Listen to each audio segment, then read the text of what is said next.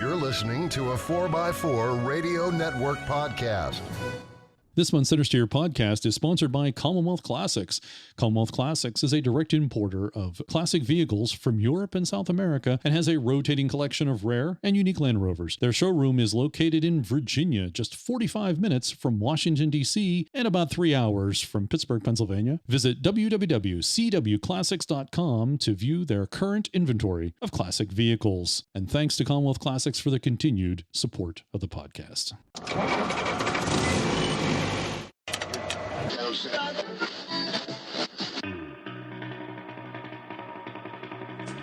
The Centresteer Podcast, a Land Rover podcast by Land Rover owners. Welcome to the Centresteer Podcast, the first Land Rover podcast on the planet. Centresteer is a podcast by, for, and about Land Rover owners. This is show number 87 for June 2020. I'm your host, John Costage. Joining me over Zoom, Harold and Dixon, and we're hoping Morgan will be able to join us here in just a bit. If Morgan joins, good. If he doesn't, well, he doesn't. Welcome, gentlemen. Good day. Hey. Evening. It is, in fact, evening. Yes, we're recording late on Sunday. Our guest this month is Ulrich Knuchel of the Bloody Knuckle Club out of Switzerland. The club it's nothing official, and it's kind of what you would expect. Ulrich has some great stories, and I encourage you to listen to our fireside chat. He's a raconteur, I think. He's a good guy, a lot of good stories. Oh, so. Yeah, he's been around a while and done a lot of stuff, so he's got some good stories. He sent us Bloody Knuckles Club Land Rover Series 1 merch. Some of it we're keeping for ourselves, we admit. Some of it actually maybe we'll give a patch away or a sticker to the next voicemail we get. We actually did get our first voicemail. We'll talk about that later here in the opening. And as always, thanks for your comments, likes, follows on Facebook, Twitter, Instagram, and via email. And as we begin our 8th year, the podcast is now all available on YouTube. The account is Centresteer Podcast, so you can listen to all the shows for all the way back. They're still being populated. I set it up so that two a day will get added on to the YouTube stream, but they're within, I think by July 10th, they'll all be up on YouTube. So if you want to But this is YouTube, but it's audio only. So I guess our listeners will have to imagine their own video. So I took the artwork from each show and made that the video portion. Okay, it's a still. Some of them bounce around, some of them zoom in and out. We've done effects, have we? Oh yes, it's very exciting. It was an $8 app that does it. Somebody found a couple buttons. Mm-hmm. Started pressing them. That's right. Some inside YouTube, I guess, if you ever want to monetize off of YouTube, which I don't know that we'll ever get to that point, you need to have video and so it's got to be even just a still image is fine, but you need to have like 5,000 subscriptions, followers, and you have to have something like maybe it's 5,000 hours listened to, and they will let you know when you achieve that. Then we'll probably get a nickel. Well, that sounds like good return on that time. Yeah. Yes. If it pays for the $8 app to convert the audio and the image to video file, then we'll consider that good. It sounds like that might take a while. But it's another option for those who wish to listen to the show. You can listen to it through YouTube. And I will tell you that all the links, though, are not in the YouTube. I wasn't going to go take the time to make links in YouTube. That was a bit much for all 80-some shows. Go to our website if you want to click on any of the links and see what those are. Well, the interesting thing about being on YouTube is that now I guess people could listen to our show with their smart TVs. That's true. Anywhere you can get YouTube, absolutely. Just follow and subscribe. Right terminology for YouTube. You got to subscribe on YouTube to Centresteer Podcast. Cool. And you probably noticed that there was not another stay-at-home Rover rally this past month. I did come up with a different idea, but I admit that there was little interest in it. And unfortunately, we didn't have enough to make it what I thought was going to be a successful rally. Stay-at-home Rover rally is on hold for the time being. The stay-at-home Rover rally is staying at home. And if you've been following Oxford in America, enjoying our interviews with figures in the Overland and Land Rover community, and liking our coverage of all things Land Rover, please consider supporting the show. You can be a regular podcast supporter through Patreon. You can be a one-time supporter through Buy Me a Tea, or you can show off your support by purchasing a t-shirt or sticker. Just visit our website, centresteer.com, for all the details. And as you probably recall from last month, we did add a voicemail feature to the website. So instead of writing an email, you can send us a voicemail and we could read it here right on the air. So you can record your comment or question, enter your name and email and send it in. And if it's a particularly interesting question, we might just play it on the next show. As we're going to do right now, we received a voicemail. The very first voicemail came in from Christopher. As we mentioned last time, we were going to give a shirt to the very first voicemail that we received. So Christopher already has his Centresteer t-shirt. As I mentioned earlier, we're going to give another t-shirt now to the very next voicemail that we get. We're not going to give a t-shirt, but we will instead give a Bloody Knuckles sticker or patch, whatever you prefer. So now let's listen to, this is all very new and exciting for us. We're going to play live Christopher's voicemail. Hey guys, my name is Chris. I'm from New Jersey. I have a 1959 Series 2. I've restored this truck over the past 2 or 3 years, replaced pretty much everything in the truck little by little as I've been restoring it, so it's in good running order now. My question is related to a trip I'm taking this summer. Me and some friends are driving from our homes in New Jersey down to West Virginia to do some off-roading out there in the mountains. And I'm just curious about what spare parts I should consider bringing with me for the trip. Like I said, my truck is running good now, but figured it probably wise to bring some spare parts with me. So just curious on what you guys would recommend for things that I would expect to go wrong and what parts I should probably bring with me to fix them. Thanks, and thanks for the podcast.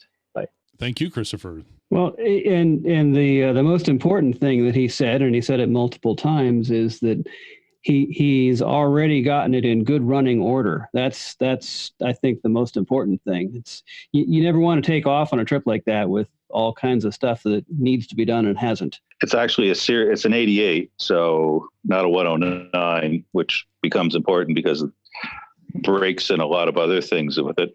Depends, good working order. That solves a lot of problems right off the bat. What are the obvious things you'd want to go and take? Spare fluids. Spare fluids. Electrically, you'd certainly want to bring a distributor cap for it. If it's got the original distributor, it's probably a DM2, and those caps aren't going to be thick on the ground at Napa. Right. I take cap and rotor, I think, just to be safe. Yep. Well, condenser, such.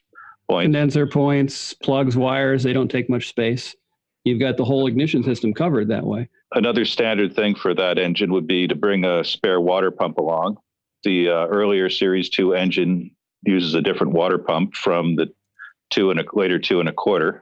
It just won't fit, so you want that. And then after that, you're starting to get into I'm assuming that the hydraulics and so on are all up to snuff, so they should just be fine for the whole time. Really, it's just going to be electrics and water pump and things like that are going to cause you problems. Maybe hoses, because they can get damaged on the trail. And I guess really the most important spare part is a tow rope. The worst case scenario, you get pulled home. Yep. If you snap a half shaft, I mean, the 88s are less likely to do that than the 109s, but if you snap a half shaft, you can always drive home in two-wheel drive. Yes. And the fact that he's just asking about spare parts, I'm assuming that he's got a toolbox with him that has all the Whitworth sockets and spanners and so on it, because if you don't have Whitworth with you, if you snap a half shaft, those drive flanges are not coming off very easily. On a Series 2, that is correct. I tend to think about Series 3s and 109s because that's my preferred poison. But so you don't need so much of that stuff. But yeah, on a Series 2, you would need some of those tools. 2As also. There's a good amount of Whitworth on that vehicle. Right, 2s and 2As I tend to lump together. But you're right. And maybe the rule of thumb that I would use is don't bring any parts that you're not actually willing to get underneath the truck and work on the side of a trail. I mean, ultimately, I think what you want is just enough stuff to get you back off the trail and so that you can either limp it to a shop and get service or all the way home if you're so able. Well, a lot of it's just getting it home. They'll get you home. It's just maybe not the fastest. In talking with Christopher via email, further detail, it is a 1959 Series 2. Yep. And he will be the only Land Rover in his convoy. They're having 3 Jeep Wranglers, a Toyota 4Runner, and 1 Land Cruiser. Oh, so the first time he breaks anything, he'll never hear the end of it. That's exactly right. That's what I thought too. And he's actually going to be not far from us, Harold. He's going to be a couple hours south they're traveling into, I guess, eastern West Virginia. So I guess, as another fail-safe, Chris, if you break something that you need help with, we're not far away. I've seen the vehicle. It's in rather good shape. There shouldn't be really much of a problem for the thing to go back and forth without any issues. Yeah, it's not all. Sit here long enough and think about stuff. You can always say, well, what if? But, you just the basics, just to get you off the trail and hopefully back home. But if not, into somewhere where you can get serviced. It's, you can't take everything with you. There's not enough space. And there's just a lot of jobs you're not going to want to do in the weeds. There's a discussion on this actually in the Land Rover Owners List archives. This was a discussion point a couple of times back in the early and later 90s, where people had discussions of what exactly do you bring, and then the tangents off to what constitutes too much. You don't necessarily want to be like Ben Smith and bring a spare engine to a rally out in California. That seems a bit over-prepared. And back to my topic, are you really going to want to change that on the side of a trail? That one's a tough one. I've seen gearboxes done, but I haven't seen engines done. Well, Christopher, I hope that helps you out. Let us know how your convoy trip to West Virginia goes. That was a good question, and thanks for asking it. And some discussion of upcoming events. Many are canceled or postponed. The Pittsburgh Vintage Grand Prix has been canceled for this year. The Land Rover Legends Show in the UK has been postponed to 2021. The birthday party up in OVLR, Dixon, I think that's been postponed. It was supposed to have been this weekend, right? It's supposed to be this weekend. It's been postponed to later in the year. I understand that they're discussing having it up in Minden, which is northeast of Toronto, probably by about 100 miles or so. In the same vein, British Invasion in Stowe, Vermont, that's canceled. The other big challenging show at the same time, Bronte Creek, just near Toronto, that's a 1,000-car British car show. That was just announced as being canceled this past week. The Land Rover events are going to be thin. Mar is still on the books. Tentatively, but the Wintergreen event got pushed a couple times and then finally canceled. And Oxford in America may get ramped up here soon again, maybe with some sort of limited capability. I talked to David Short this week, and they're hoping to get Oxford back on the road, figure out what to do from there. I saw pictures of the crank and pistons lined out across a work table earlier today, awaiting rings from England right now. Yeah, so Oxford hopefully will figure out what's happening here in the next couple weeks and see what happens. I don't know. Going to try to get it back into Pittsburgh, but I don't know if that's going to happen. Everything's kind of up in the air at the moment. I heard that the car show at the waterfront is still happening. Oh, that's that part of the Vintage Grand Prix. I'll have to check on that. Right. So that might be a venue that if we could get Oxford in time, that might be a way to do it, a place to take it. Oh, here we go. The race weekend at Chenley, the PVG Historics at Pitt Raceway, Black Tie and Tailpipe Scowl, the Walnut Street Car Show, Downtown Parade, Tune-Up Party, Jet Center Party, and Kickoff Rally will return next year. Oh, while most of our events for 2020 have been canceled, the Waterfront Cruise is still on schedule. We hope to see you there. We plan to operate the event at 50% capacity. Details on safety measures as we get closer, et cetera, et cetera. And that's Thursday, July 21st from 4 to 9 p.m. So that's the Vintage Grand Prix. Actually, it'd probably be better to tell what events are going on across the country. Would probably be better than saying. It would take less time to say what is happening. All right, let's get into the news, of which there is, I thought, a surprising large amount of news for Land Rover for June, but here we go. JLR reports fourth quarter and full year results for fiscal 2019-2020. JLR reported financial results for the fourth quarter and financial year that ends in March of 2020. Company returned to profitability with improved operating cash flow in the second and third quarters, reflecting a double-digit retail sales growth in China, as well as cost and cash flow improvements under its Project Charge transformation program. Prior to the pandemic, the company expected these trends to continue in the fourth quarter order to achieve a full-year profit and meet its financial targets. The pandemic significantly impacted Q4 and the full year fiscal year 2019 to 2020. Fourth quarter retail sales were 109,869 units. That was down almost 31% year on year, while full year sales totaled 509,000 vehicles, which is down 12.1% year on year. As a result of lower unit sales, the company made a pre-tax loss of £501 million in quarter four and $422 million for the full year on revenues of $5.4 billion and $23 billion, respectively. They had $23 billion in revenue last year. No, but their product is expensive. Company saw strong demand over the year for the new Range Rover EVOQUE sales, which rose 25% year on year. The all-electric Jaguar I-Pace, with sales up 40%. Sales of the refreshed Disco Sport are expected to continue to grow following its March launch in China. So things starting to kind of rebound here a bit for JLR. Although JLR UK plant will stay closed until August, report says. JLR has faced several rocky years leading up to the shutdown of Europe's auto industry during the month of March in Europe, and falling car demand could mean that its operations in the UK could stay closed for another 2 months. UK Sky News is reporting that the automaker's Castle Bromwich plant won't reopen until August 10th at the earliest, pushing back a planned restart of the factory that produces models like the F-Type as well as the XF and XE sedans. According to Sky News, JLR's plant in Castle Bromwich could be the last of its UK facilities to reopen after its other plants in the UK and in China have restarted production. The culprit of the late restart is said to be a drop in demand, but in the case of Castle Bromwich, it could also affect the start of production of the all-new electric Jaguar XJ due later this year. The model has not been revealed yet, but it's supposed to roll out in late 2020. Meanwhile, the automaker's plant in Solihull resumed production on May 20th under new social distancing guidelines. The automaker noted that the bulk of its returning customer demand has been in China, where long wheelbase versions of the XE and XF are produced for the Chinese market. Incidentally, China is where Jaguar Land Rover obtained a $705 million loan late last week after continuing to battle financial headwinds. The automaker has placed approximately half of its 40,000 staff worldwide on furlough and restarted production only on a limited basis in several of its plants. We know China has restarted and sales are picking up in China. Meanwhile, the launch of the Land Rover Defender, happening now in a number of markets, including the U.S., was a major debut of the year for the automaker, even though it has been pushed back and overshadowed by the pandemic. Things are slowly rebounding is what I'm kind of reading on that. The thing that works in their favor is that China is one of the first places to reopen, and it's the biggest market. There's actually some specifics on that. The demand is rebounding in China as the world's second largest economy reopens after months of inactivity. Even though they lost money, JLR lost money.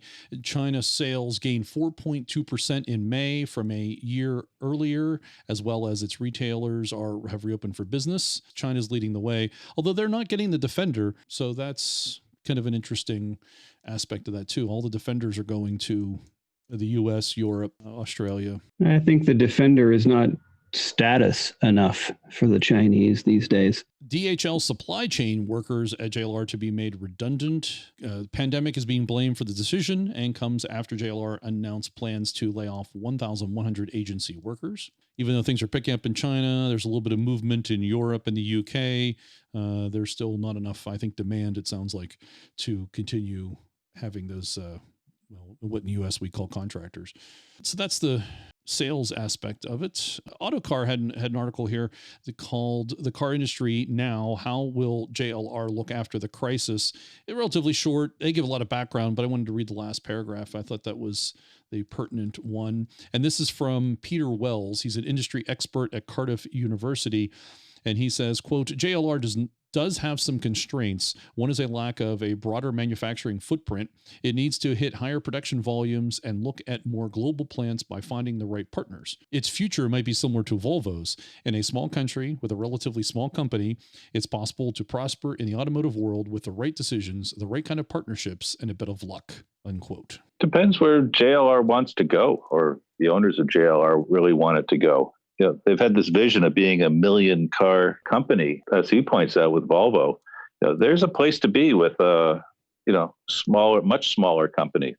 the overcapacity in the automotive industry is just massive. I'm not sure getting bigger is the really the way you want to be going right now. Well, last year they sold 500,000 plus units, and they'd have to double what they're doing now. And that seems kind of challenging in the current market. Oh, especially till they have a vaccine or 60, 70% of the population catches COVID and you get the herd immunity. I think that automotive sales and so on are going to be a mess for a while. Well, not just automotive. I think everything's going to be a mess for a while. Oh, yeah.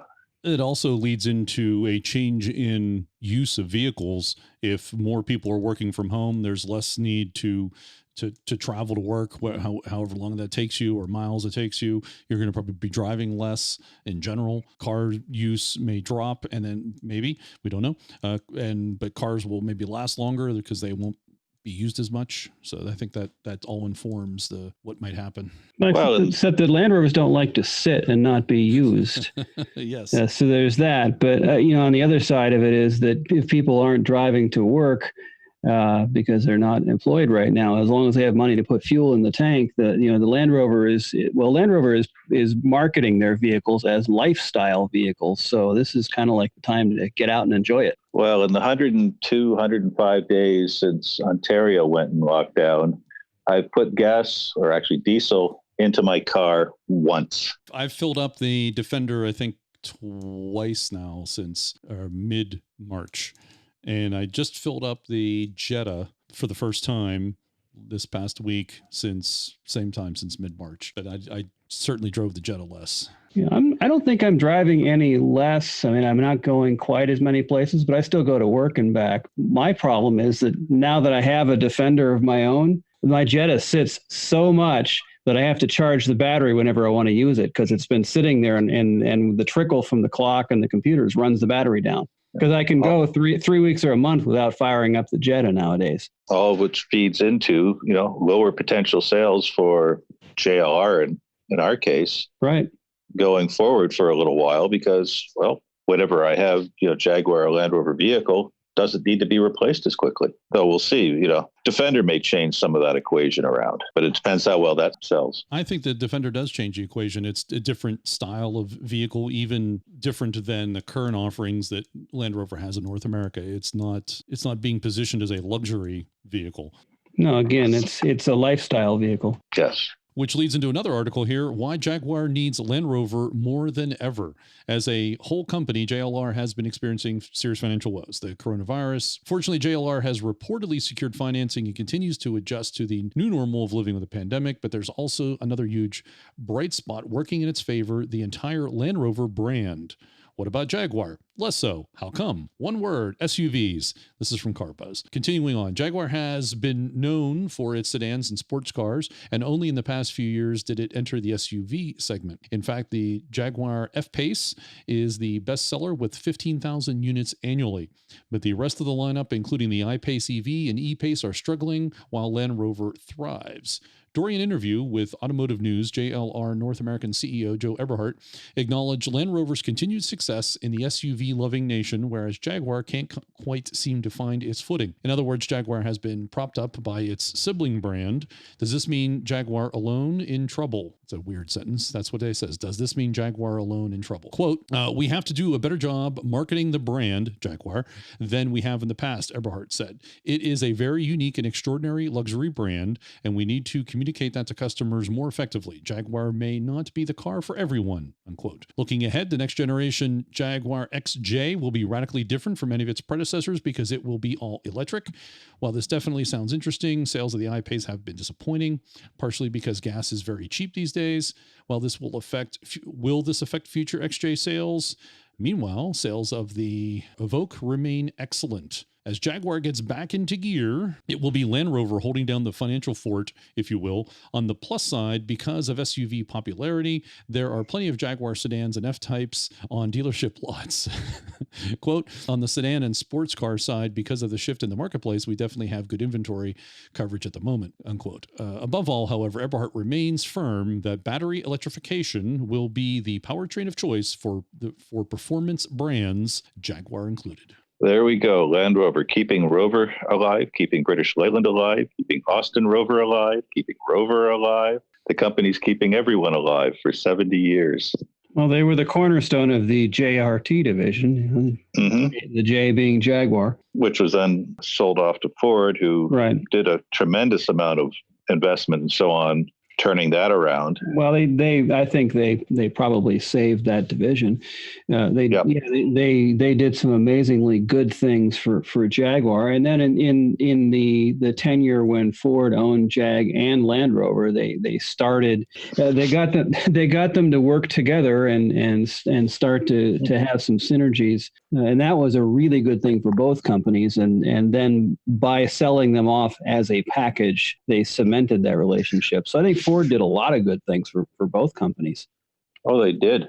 One of the best quotes I heard was when the Ford vice president or whatever, president over in England, went into the Jaguar factory for the first time. His comment was he had only ever seen one factory worse and more obsolete than the Jaguar factory, and that was the Trabant factory in East Germany. So he hadn't been to Solihull yet, then, is what you're saying? No. Well, Solihull, they were making the Range Rover and everything else there. It had some modern production lines. It did, but then it had the venerable Defender line, which, I mean, it served the company well for 67 years. But, But, modern executive looking at how those things are built, and it probably would have shocked him.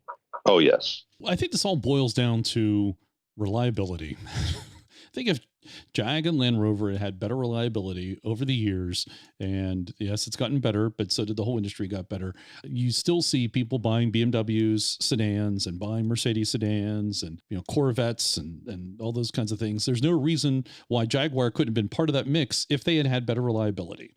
Well, I think the 70s and 80s and the specter of the 70s and 80s is still dragging the company down, because after Ford took them over and invested the billions upon billions, I think, what was it, $18 billion in modernizing the production, they started winning quality awards and repeatedly winning. It was no fluke. So, I mean, the modern Jag is a very reliable car. It's just still trying to live down the unglory years. Well, some of that's very true.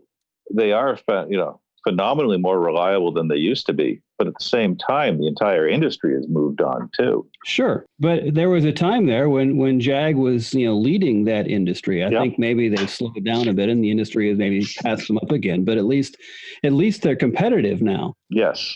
Well, apparently not competitive enough. Well, yeah. Tough to sell sedans and sports cars in a world that's hungry for only SUVs. Right. Which is kind of goes to my point of, if they had better reliability, they would have been, I think, a better player in the field for a smaller portion of that field. That's kind of what I was getting at. Yeah, perhaps. I mean, that's certainly a big part of it.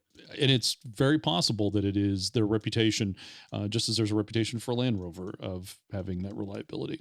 Well, actually, we'll talk about that in a few minutes. We have a J.D. Power and Associates story. JLR North America has certified a company called Digital Motors as a preferred online sales platform. And this is from the press release. A dealership's online store powered by Digital Motors provides a holistic purchase and financial experience, which includes the following: vehicle search and payment configurator, trade-in valuation, F&I products, lease and finance options, home delivery, and dealer sales portal. Sounds like Land Rover is making it easier to buy online. It's everything you'd need a brick and mortar dealer for, it sounds like. Certainly here, at least in the U.S., there's been no discussion of changing the dealership laws. You'll still have to work through the dealer, but at least now you might be able to do everything online and have the vehicle delivered to you, which makes a lot of sense. The thing that'll be interesting to see is if the local dealers will cooperate with that system and maybe allow it to be a plug-in to their own website or whatever, and you can do your transactions online and then do your deliveries at the dealer or whatever. But it'd be interesting to see how that all shakes out. Kind of a Tesla-like model, but with the dealers in place at the same time. It'd be very interesting to see how it does work out. Certainly has potential. Well, I know that a lot of the dealers are playing around with that sort of thing now because of the COVID shutdowns that they've not been able to do in-person sales, and a lot of them now are doing things like that, where you search the inventory on the website and you can actually make your deal online, and then you just have to show up to get it. and they have some contact-free ways to do that. Oh, maybe this will get rid of the negotiation. Like, this is the price, take it or leave it. And maybe that'll reduce, it could reduce some costs too over time, because maybe you don't need as many salespeople. JLR makes the shortlist for Coveted Engineering Award. JLR's first all-electric vehicle has made the shortlist for one of the most highly regarded awards in the engineering world. The Jaguar I-Pace, which was designed and engineered in Coventry, has been named as one of 3 finalists for the 2020 McRobert Award. Founded in 1969, the McRobert Award is overseen by the Royal Academy of Engineers and is the UK's longest-running engineering prize. It recognizes engineering achievements that demonstrate outstanding innovation, tangible societal benefit, and proven commercial success. The winning team will receive the signature McRobert Award Gold Medal and £50,000 cash prize. Past winners include the pioneers behind innovations such as the Harrier Jumpjet, the Raspberry Pi microcomputer, and the CT scanner. JLR working on hydrogen SUV. Hydrogen fuel cells haven't had as huge a jump in acceptance and development as electric vehicles, and despite being the most abundant element on Earth, it's commonly dismissed as an extremely expensive extraction and infrastructure process. But many automotive companies agree that it's as clean as it can be.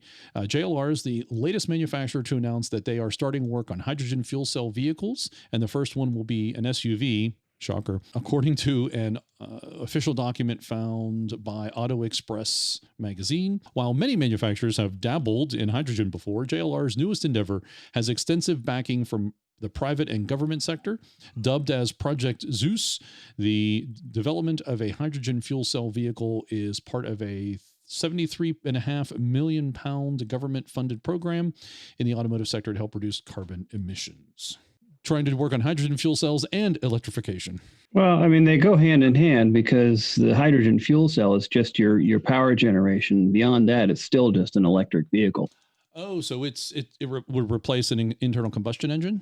Or a battery. It's just because the idea with the hydrogen fuel cell is that it creates electricity by merging the hydrogen and oxygen. Okay. I thought they separated, because isn't the waste oxygen or water? Water. Water. Sorry, water. Yeah. They combine the hydrogen and oxygen to make water, and it releases energy at the same time. The only issue, though, is that if you have a malfunction while you're stirring the tanks, you might not re-enter the atmosphere without burning up. Hydrogen vehicles have been around for a while. Ballard out in Vancouver has produced buses and so on like that, but it's been complicated, and it just hasn't. It's one of those technologies that it always seems to be another 10 years away. Right. It'd be nice if it arrived. Well, I mean, it's been around, and the incident that I'm referring to happened in 1970. Being around and being commercially viable are 2 different things, and we're still chasing the commercially viable part of it. That's very, very correct. And that's why you need the investment. And it's very difficult to scale that technology down to a size where it can fit in properly into a private vehicle. That's the other issue. Yes. Could a new baby Range Rover MINI rival be in the cards? Could Land Rover have an ace up its sleeve with plans for the smallest Range Rover yet, a baby model that could compete against variants of BMW's Mini and other premium compact SUVs? The prospect has been suggested by Auto Express, and the magazine believes it is not just a pipe dream, but close to becoming a reality. The Auto Express report describes the move as Land Rover's best-kept secret. The new vehicle would be very much a compact SUV and could compete against the Mini Countryman and smaller premium SUVs like the Audi Q3, BMW X1, and Mercedes GLA. Auto Express suggests the new vehicle could have a starting price of £25,000. The report says Auto Express has learned the firm plans to continue the trend set by the stylish new EVOQUE and scale down the Range Rover brand further with a smaller, sportier crossover. It will feature a shorter wheelbase, meaning less space for rear passengers, but ensuring the car is even more nimble and practical around town. Lower suspension, a more steeply raked roofline, and shorter overhangs give the baby the appearance of a jacked-up hatch, but with the price of less than £25,000, it aims to tempt affluent young buyers away from the default choice of the top-spec VW Golfs and Audi A3s. Yeah, well, I think Range Rover really needs another product, so this is good. This is a philosophical discussion on, do you want volume or do you want to sell product? here we go with a $25,000 miniature version of the autobiography, which is a $250,000 or pound product.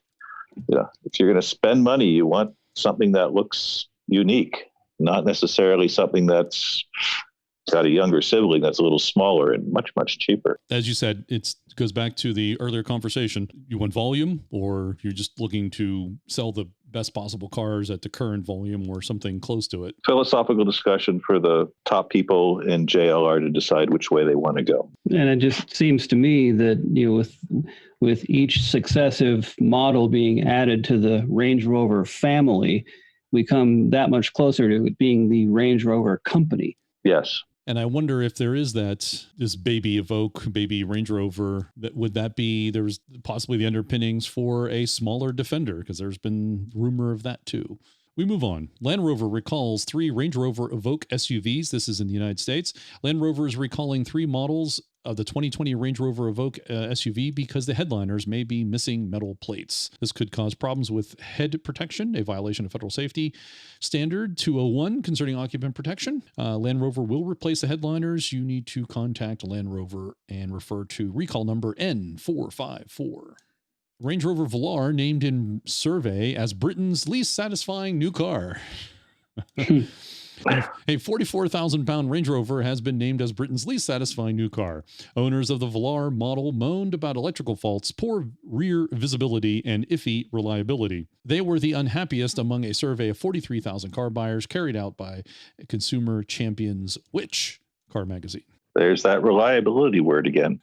Speaking of reliability, J.D. Power and Associates initial quality study surveys purchasers and lessees of new cars, over 87,000 of them this year, to tally problems in the first 3 months of ownership as a measure of how good automakers are at delivering a finished product. As with some studies in prior years, premium automakers did not do great this year by the measure, which J.D. Power partially attributes to premium cars having more complex features. Industry average, and this is U.S., problems per 100 vehicles, initial quality survey, is 166. So 166 is the industry average. At the top with the 2 models, or 2 makes, with the least amount of problems is 136. It is Dodge and Kia, followed by Chevrolet, Ram, Genesis, Mitsubishi, Buick, and at the bottom, close to the bottom, I should say. Remember, the industry average is 166. Jaguar has 190. Mercedes-Benz 202. Volvo 210. Audi 225. Land Rover 228. But they are not the worst, even though they're second to worst. At 250. We're not last.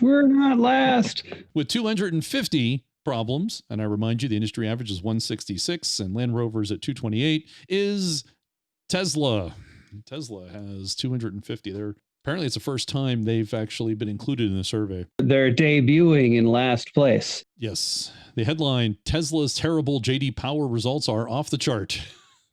You have to wonder when they're doing the survey of what counts as a fault, because I've got a couple of friends with Teslas, and yes, they've had problems right out the gate, but they're minor things that really, they don't cause you. It doesn't mean the car goes back to the showroom or the dealer. Well, they don't have dealers, but they're not garaged. Right, and I don't think they weight that survey by the cost of the rectifying of the problems. It's just a number. If it's just trim pieces that are at fault in a Land Rover or an Audi or something, okay, but the people also spending the money on some of these vehicles are also probably going to be more picky. If I spent $200,000 on a Range Rover versus $30,000 on a Kia, I'm certainly going to have a sharper eye looking for fault. Possibly. But if you're spending $75,000 on a new vehicle, don't you expect it to be in certainly better shape than if you spent $28,000 on a new vehicle? Oh, yes. Well, there is an article here that's linked from the article I just read on everything you wanted to know about the J.D. Power and Associate Awards. Didn't look at it ahead of time, but I'm sure that would explain what you're questioning. But I've also heard people that buy Teslas, and they've got plenty of little problems that happen. I suspect it's if something that falls off or you need to take back to the dealer to get it fixed or repaired. And then that could be an electronics issue. It could be faulty panel gap, or you need a software update for this and a software update for that. Which is the reason that the Defender and future Land Rovers are going to have over-the-air updates, so that those kind of things can happen. You don't have to take it into the dealer, and then you get dinged on the J.D. Power and Associates quality survey. It'd just be interesting to know exactly what they're. I'll have to go. Let's see what they're complaining about. I've even a Tesla or Range Rover Audi at the bottom of this list. I find it hard to think that they're going to be that much worse than something like an Austin Marina, as they were new in 1973. There wasn't much that was ever worse than the Marina. Yeah. Suitable for catching pianos. Yeah. There's been some real winners out there. Maserati bi-turbo. The car that Clarkson bought and took directly to the crusher. JLR might announce model cuts in a few weeks. JLR are currently working on a number of new or refreshed models, including the new Jag XF, XJ, as well as facelift Discovery. On the surface, everything seems fine, but there could be some financial issues, as we know about in their strategy. The British auto manufacturer will make a market analysis and will try to determine whether global sales will recover quickly from the coronavirus outbreak. If indications are not good, however, it'll decide whether to possibly cut some existing models. A report from Automotive News even claims the future of Jaguar brand is currently under review in a project that will be overseen by the company's head of marketing, Felix Brodegum. Quote, "It's not an easy task. It is a very renowned brand, yet in some markets, it's not as strong as it ought to be. The team is focusing squarely on what the brand positioning of Jaguar and how we are going to make it sharper and how we ensure the portfolio we'll have is in sync with that position," unquote. Well, perhaps with good reason. They've been struggling for a while, and I think they're sort of floundering, trying to find their identity in a modern world. You can now get Range Rover EVOQUE and Land Rover Discovery Sport plug-in hybrids in the UK. Good bit here to read. I'm not going to read all of it, but there's some interesting information to learn. The new plug-in vehicles are plug-in versions of the EVOQUE and the Disco Sport. The EVOQUE P300E has 66 kilometer of electric driving range on a full charge, and the Disco Sport P300E has 62 kilometers of range. If you can charge at home or even at work, you could possibly drive well over 90% of your kilometers on electricity. In fact, I wouldn't be surprised if the average driver only had to charge every other day. The average daily commute in the UK is just 30.2 kilometers, less than half the range of either of these models. Having relatively large batteries for the plug-in hybrids, 15 kilowatt hour energy storage, you can actually fast charge these beasts using 50 kilowatt or 100 kilowatt charger. These vehicles can max out at 32 kilowatts of charging power, which can bring the battery from 0 to 80% in just 30 minutes. Using a 7 kilowatt charging port takes 1 hour and 24 minutes to go from 0 to 80%. One thing that often annoying in a PHEV plug-in electric hybrid is that the gas engine will kick in if you accelerate quickly, get to the certain moderate speed, drive up a hill, etc. These models are better than that, giving you 3 modes: electricity only mode, gas only mode, or a combo. They have enough power in the electric portion of the powertrain that they can get up to 135 kilometers per hour on electric power alone. That's 84 miles per hour. Many PHE drivers may have their eyes popping at that figure.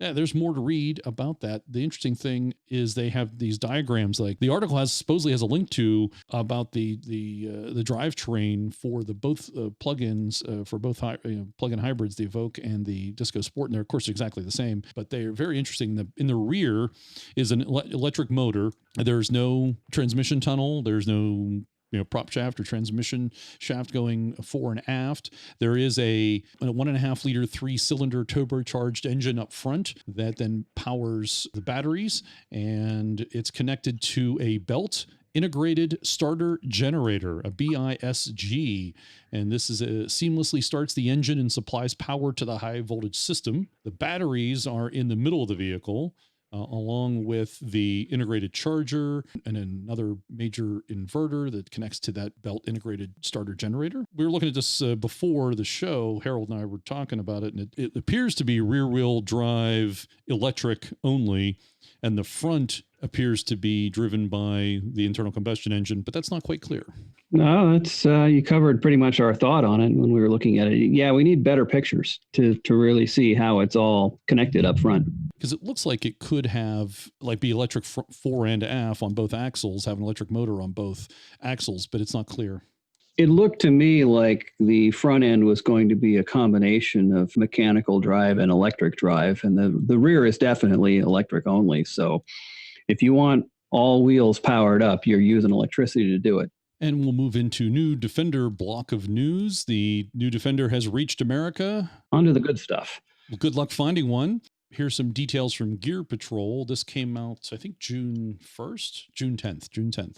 The new Defender is one of the new cars I'm most excited about. It's finally arrived in North American dealerships, but that still means you have to wait a while to climb behind the wheel. There may be shortages for the next few months. Land Rover is building every 2020 Defender at one factory in Slovakia. That plant was shut down for 8 weeks from March to May because of the pandemic, which delayed ramp up to full production. Automotive News said several hundred copies of the new off-roader have been sent to American dealers so far, which isn't a whole lot considering there are 188 American Land Rover dealers. Every dealer should get at least one by the end of June. Many of the Defenders that Land Rover sends over first will be earmarked for customers who are on wait lists. That trickle of Defenders also likely means it will be hard for customers to test drive them, as many dealerships will likely want to keep them in the showrooms to draw in looky-loos. And Land Rover says it will start having a rotating fleet of testing vehicles making the rounds. So it has arrived. We do know of one listener who has taken possession of his 110. Do we have any reports yet on his opinions? I heard secondhand that he did drive it and liked it and took an interstate trip across several states and really enjoyed it. Okay. That was secondhand. It seems to me that one way that the dealers could solve their conundrum, if you will, of not having enough for test drives is to coordinate with maybe some customers that have them already that might be willing to take prospects out for a beer or something. The new Defender has debuted in North America. It's also debuted in China. And so it's in China. It's also debuted in the UAE. They've delivered a batch to the UAE. Al Talyer Motors in the Emirates has taken delivery of the first batch. And on the kind of the negative side, I suppose, the Defender 90, it appears as that is going to be postponed until fiscal year 2021. So Tata Motors earnings call, the chief financial officer of JLR revealed that the company has chosen to contain, that's the word they used in Autocar, all orders for the three-door Defender 90 for the time being. Quote, we've actually put on pause the Defender 90 because we're making sure that the 110 gets an appropriate launch, unquote. He later confirmed that the company will open up the Defender 90 later in the second quarter of fiscal year 2021, which I think is July, September of this year. So actually it could potentially ordered in a month or so. I didn't know that they were even accepting orders as of yet. Good question. When I did the configurator, I never looked at the 90 to configure. I only looked at the 110. Well, yeah, because that's what matters. JLR boss talks Defender, getting it right. Different boss than you might expect. This is from thetruthaboutcars.com. The author sat down with JLR North American Product Planning Director Rob Filipovic at the 2020 Chicago Auto Show to talk about the reborn Defender. I asked Filipovic how a brand brings back such an iconic vehicle that was as well known and as well loved for being old school when today's auto world doesn't really allow for such no-frills, low-frills models. Even bare-bones vehicles are loaded up with mandated safety, tech, and convenience and comfort goodies that customers and consumers demand. Filipovic said, quote, I think the key is, for us, Defender has the genesis of the brand effectively. If you go back all the way to the original concept, the biggest thing is always represents for us was if it was the most capable SUV. The design and the capability need to be true to the original and the heritage of the brand and kind of take them all to a new level. But at the same time, the vehicle has to live up to what people expect in 2020 and beyond, as well as connectivity, functionality, comfort, and overall quality as well, unquote. I asked how JLR balanced the off-road capability of the Defender against the likelihood that most owners will never take their Defender any further off-road than a gravel parking lot. Quote, that's obviously a huge challenge because I think as you make something more and more capable off-road, traditionally that has meant serious compromises with every other aspect of it, especially roll control, overall comfort over street surfaces and potholes and such. The big thing with Defender was it started its life off the platform that underpins Range Rover Sport, and Discovery, which I think hopefully everyone will agree that's an extremely capable on-road platform and extremely comfortable one. From there, the platform was enhanced to deliver more off-road, unquote. Filipovic credits the design, especially the short overhangs along with the air suspension, the advent of adaptive suspension, and the terrain management system as keys to the Defender's potential. The brand's product gurus, he said, ask themselves, how do we leverage technology and design to deliver Defender needs to be off-road, but also give it really comfortable on-road feel. There's more. A thornier question for JLR to answer is how can a new, luxed-up Defender that appeals to the high-end shopper also hold sway over the true trail rat who wants capability without frou-frou and frills? Quote, I think it just depends on what Defender do you want. He mentioned that the rubberized floor, which in theory should be easy to clean after a day mudding, and talked about the spread of Defender trims. So mudders, the base model might be best for you. Filipovic said 10 to 20% of Land Rover customers go off-roading and expects that percentage of Defender buyers who plan to go off-road will be a step higher, though he didn't give a specific number. The reporter here asked about hashtag save the manuals, and the answer was the same. I've heard from so many models. The take rate is projected to be just damn too low to justify the cost. Finally, with Defender and Ford's off-road oriented Bronco on the way, Filipovic says he thinks of the segment as more than a niche because according to JLR's internal research, Defender is drawing interest from everywhere. Finally, we close with a sore subject for JLR and one I've experienced firsthand: quality. He mentioned a simplified infotainment system and over-the-air updates as examples of how the brand is addressing quality. Still, he knows there is work to be done. Quote, the proof is in the delivery. We've got to continue to kind of improve quality over and over again, unquote. Referencing the infotainment system as an area to increase quality. Interesting. They do get a lot of complaints about their infotainment system, as you know. Well, that's not entirely a quality issue. Some of it's just a stupid design. That's true. That's true. Part I particularly liked was that he confirmed that the underpinnings of the Defender, Range Rover Sport, and Discovery, which is something we've thought for a long time, that they had been testing those platforms in anticipation of the new Defender. And I think that's kind of confirmed based on what I read. Well, and it's to some extent a heritage thing because the Range Rover technology is what made the Defender possible in the first place. Correct. And it was nice to see also that they knew that people were going to use the vehicle probably more off-road it more than any other Land Rover that's out there. So there was that kind of tie to the use, even though it may not be half of them. It'll be very interesting to see. Right. There's a video, which, obviously can't show you, but in the podcast, but a new Defender went out to Chinaman Gulch in Colorado. Land Rover Denver, the dealership, took a new Defender to Chinaman Gulch in Colorado, and there's a 10, almost 11-minute video of it going off-road. There's part of the 10 to 20% to take it off-road. They took this straight up and on the trail and took a video of it. So if you want to see that, we'll have a link in the show notes to it. Assuming that the reliability word is there, I think the vehicle is going to be, incredible off-road. It's just reliability. Well, I'm hoping that with all the testing that's been done on the other platforms for years, that hopefully some of that a lot of those issues have been worked out already, like air suspension and electronics and such things. Well, on the other hand, this is the most high-tech platform they've ever made. So the hope is that at least the reliability is as good as other Land Rover products. Yes. And if you want a good deep dive visually into the new Defender, Doug DeMauro on his website, he did on June 9th, did a deep dive into it and takes you around the vehicle, inside the vehicle, shows you the display, all the touches the surfaces, opens up the bonnet, shows you the engine, and takes it for a drive. It's about 30 minutes, and it's a good video if you're interested and want to see more detail about it and you haven't been able to see one, like I have not been able to see the inside interior of one.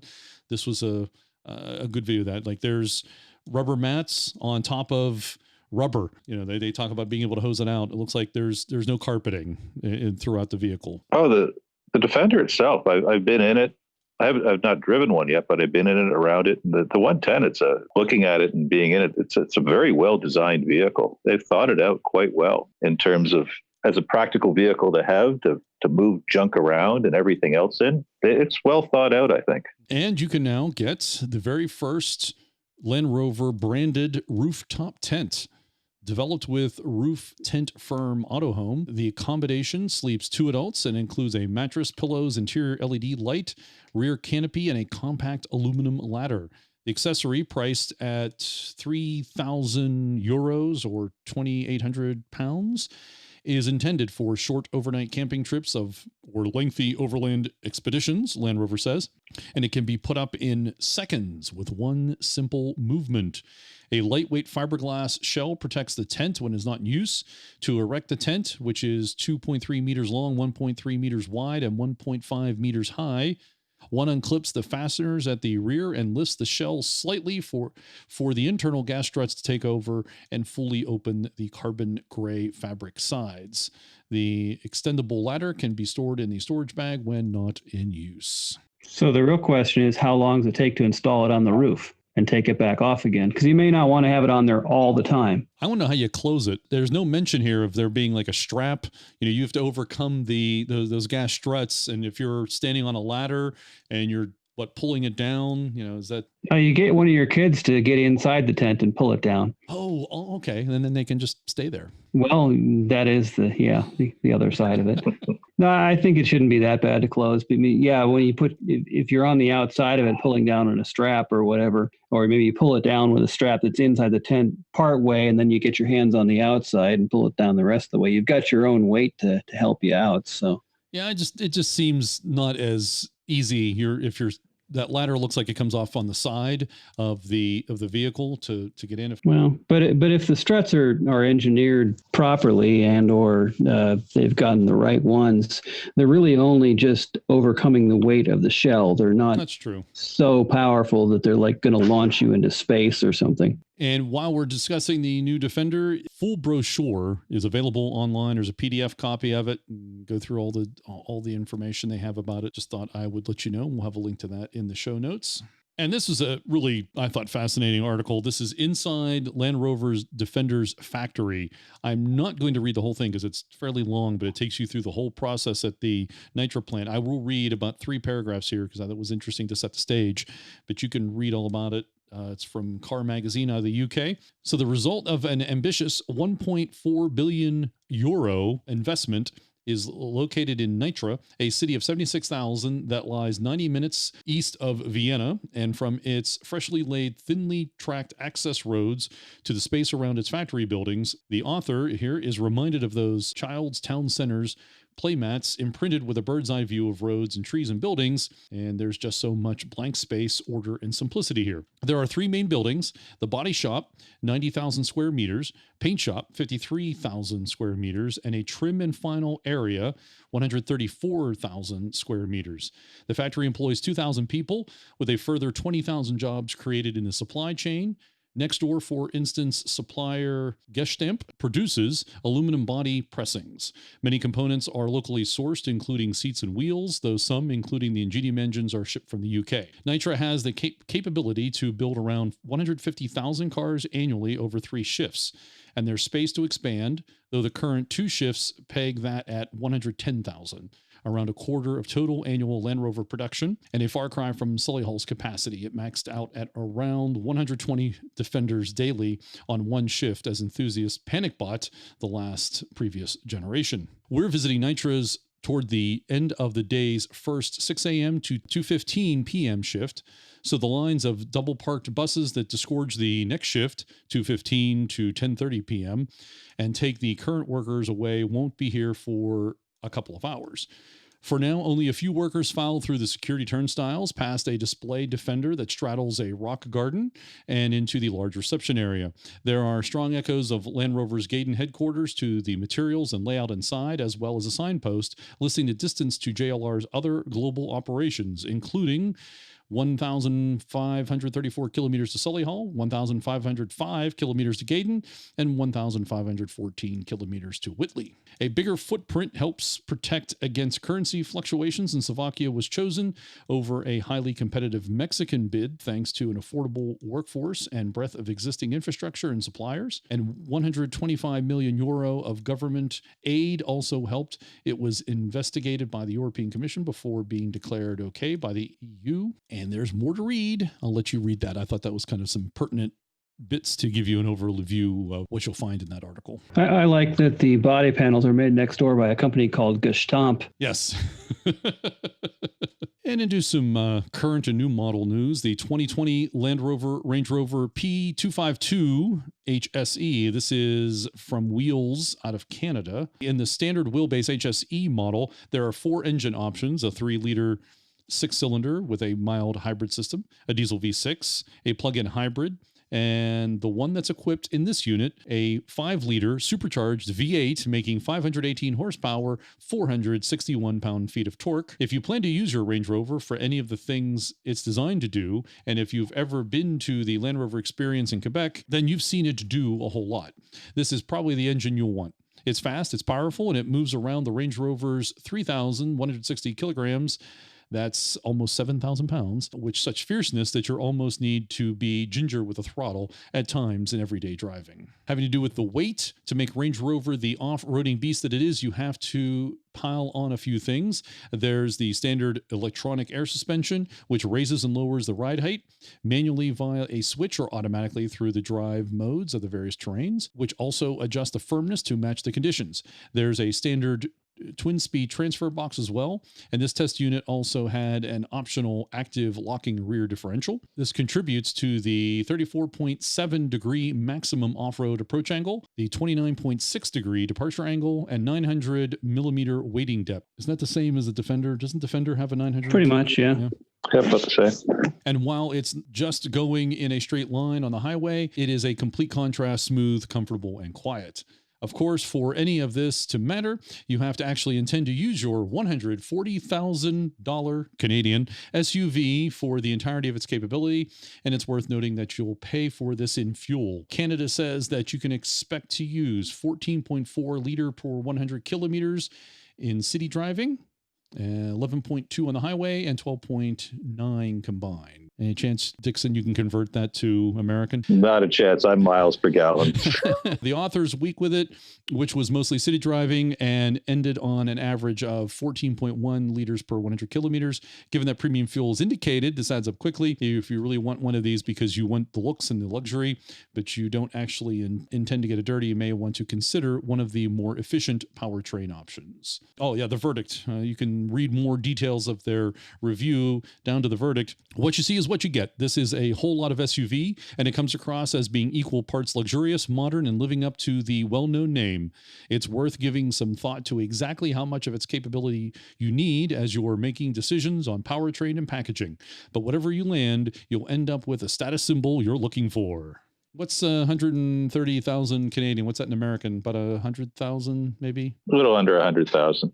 And the 2021 Range Rover 50 brings good colors for an important anniversary. Debuting on June 17th, 1970, the original Range Rover quickly became an icon thanks to its serious off-road credentials. It was the first SUV to feature a permanent four-wheel drive system, as well as boasting ABS and traction control well before they were the norm. To celebrate the truck's illustrious 50-year history, which includes crossing the famous Darien Gap in Central America and twice being the victor of the Paris-Dakar Rally, Land Rover has decided to release limited edition model called the 50. Few special callbacks to the original SUV, as well well as series of exclusive luxury features that build upon the already well-equipped Range Rover autobiography. It will be limited to just 1,970 units globally. 1970. The most notable changes you will get with a special edition are on the outside. The biggest callbacks to the original Range Rover are the classic colors available on the 50. Tuscan Blue, Bahama Gold, Davos White will be available in extremely limited numbers. That's alongside other carefully curated colors such as Carpathian Gray, Rosello Red, Aruba, and Santorini Black. All of the exterior accents will also be available in a color called Auric Atlas. It's a sort of satin finish sand color. The exterior trim is also available in a glossy black. If you're worried that nobody will know you're driving what is expected to be the most expensive Range Rover out there, pricing will be announced later this year. The exterior is also punctuated with badges containing the word 50 in script lettering.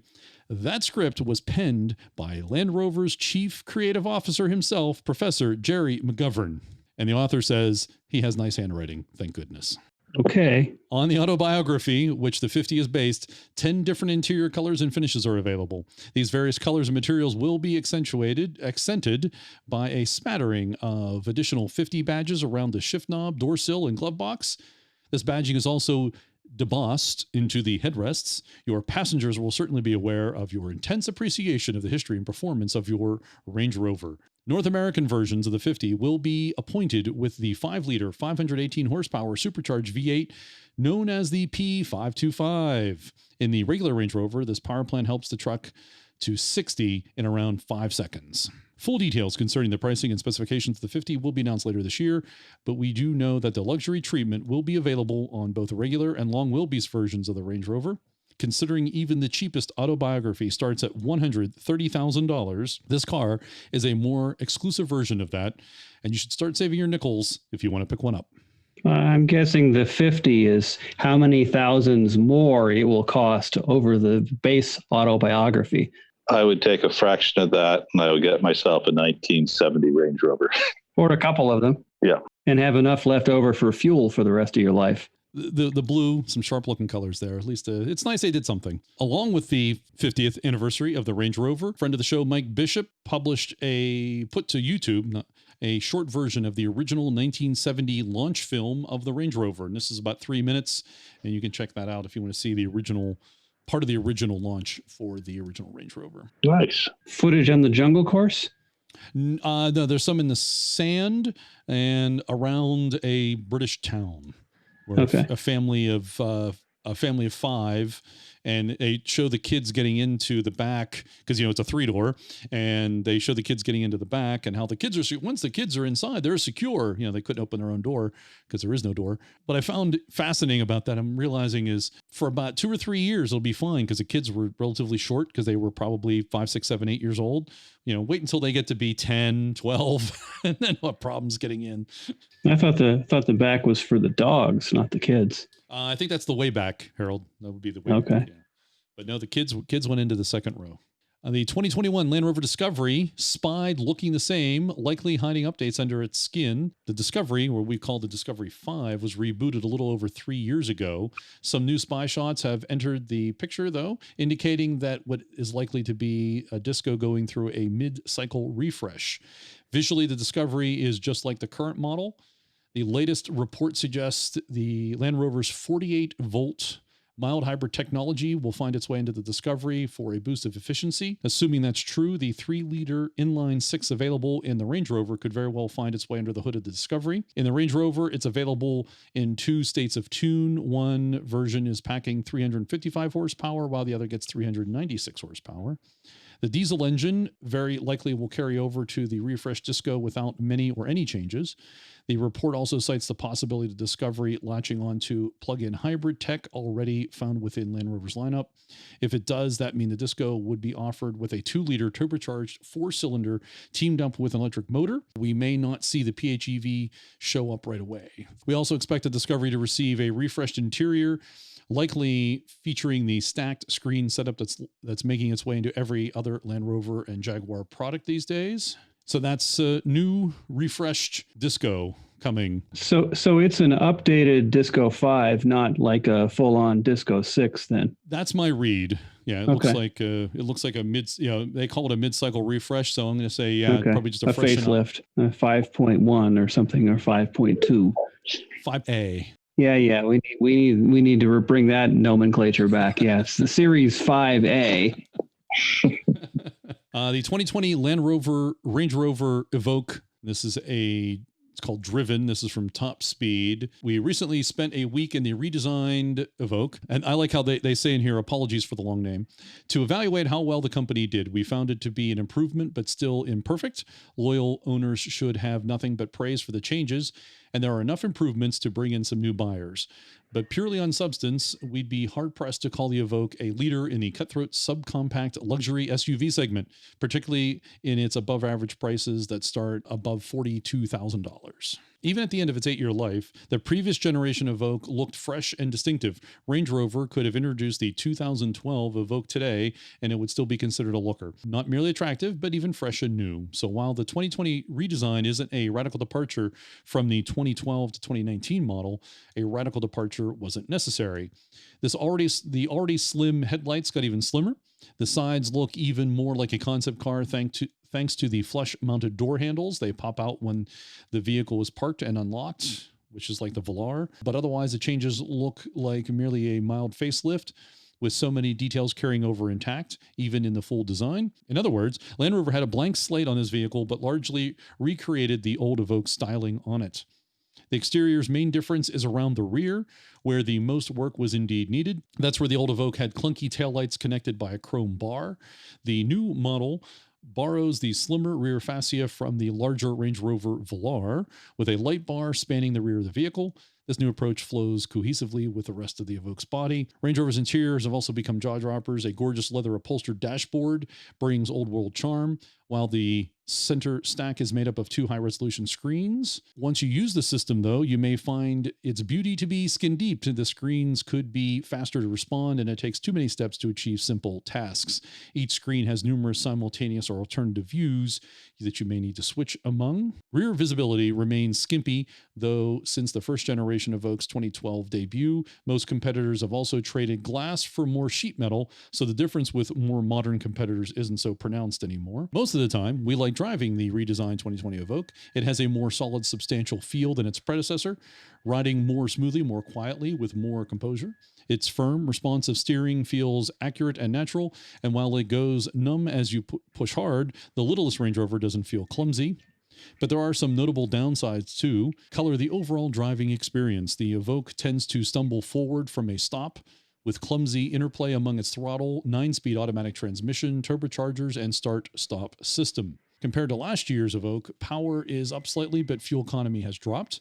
Last year's model achieved an EPA estimate of 24 to 25 mpg in mixed driving, depending on the engine option. Today's model slips to 23 miles per gallon with either engine, and ratings of 20 in the city, 27 on the highway with the P250 engine. The Range Rover EVOQUE has always been on the pricey side of its class, and that continues for 2020. It's priced from $42,650 for the base S, which includes high-end content like a 10-inch screen with navigation, rain-sensing windshield wipers, genuine leather upholstery, and a suite of advanced safety features. All-wheel drive is also standard. The original EVOQUE was a trend-setting urban luxury vehicle that had little resemblance to anything else in the Range Rover lineup.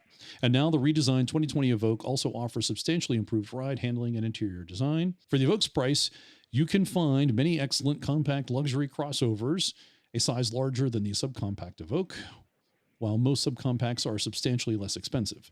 Some of our favorites include the BMW X1 and X3, the Volvo XC40 and XC60, and the Alfa Romeo Stelvio, Acura RDX, and the Lincoln Corsair.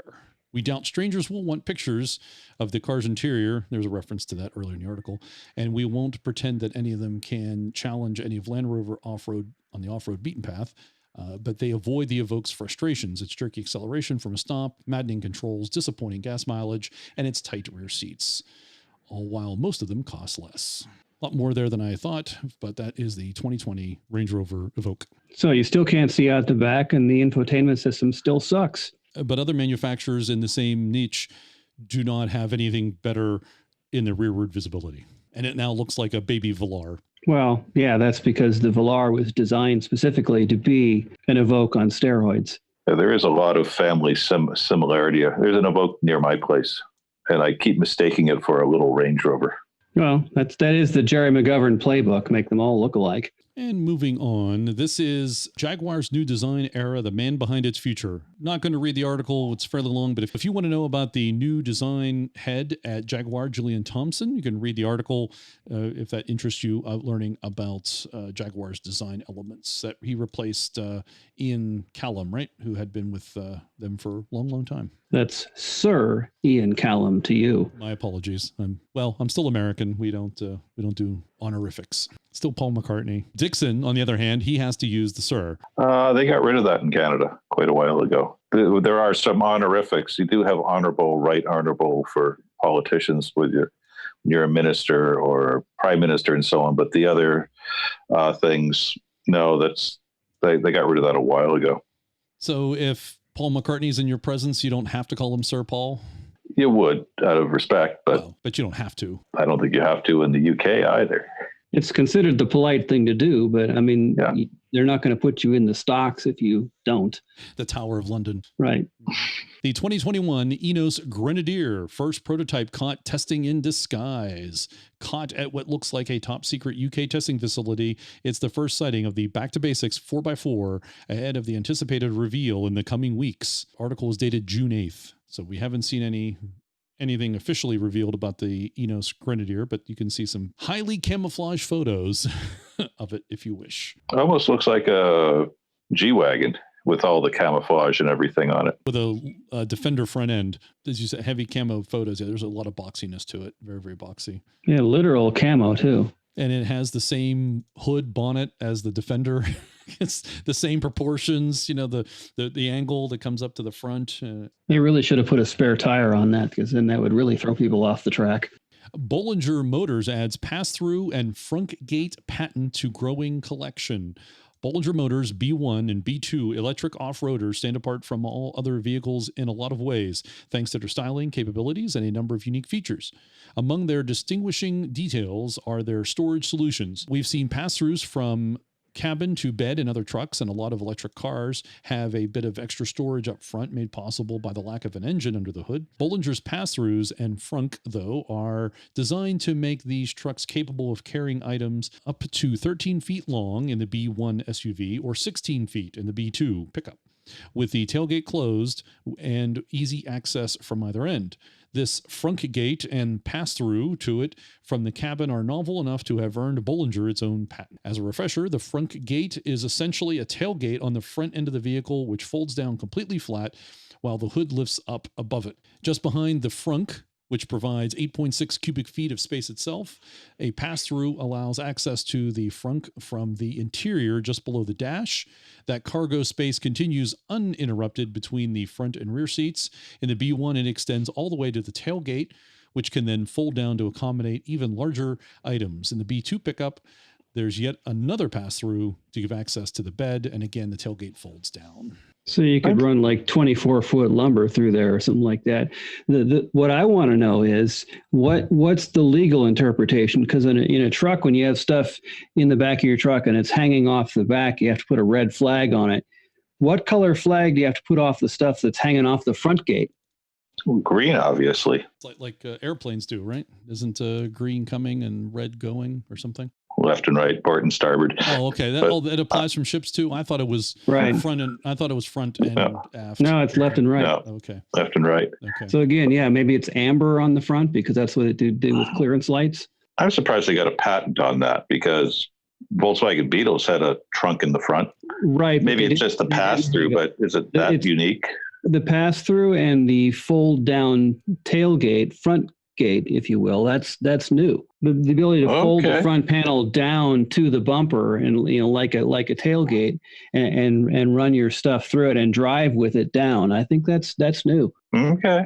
Yeah, it's not just a opening like the Tesla has.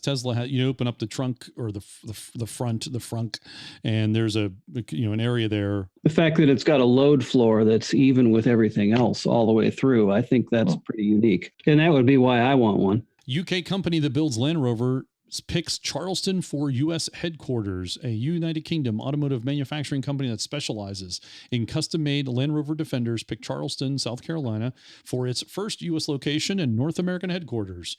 Arconic, an England-based, I guess it should be British-based company, is setting its first U.S. footprint down in Charleston for its special vehicle operations for restoring and customizing Land Rover Defenders for customers across the world. The company also plans to create an electric vehicle of the car in 2021. I wonder, did they take the space that Land Rover was thinking of going into? Because wasn't that also Charleston? It was, but I would think that Land Rover still holds that on for something else. Maybe. Don't know.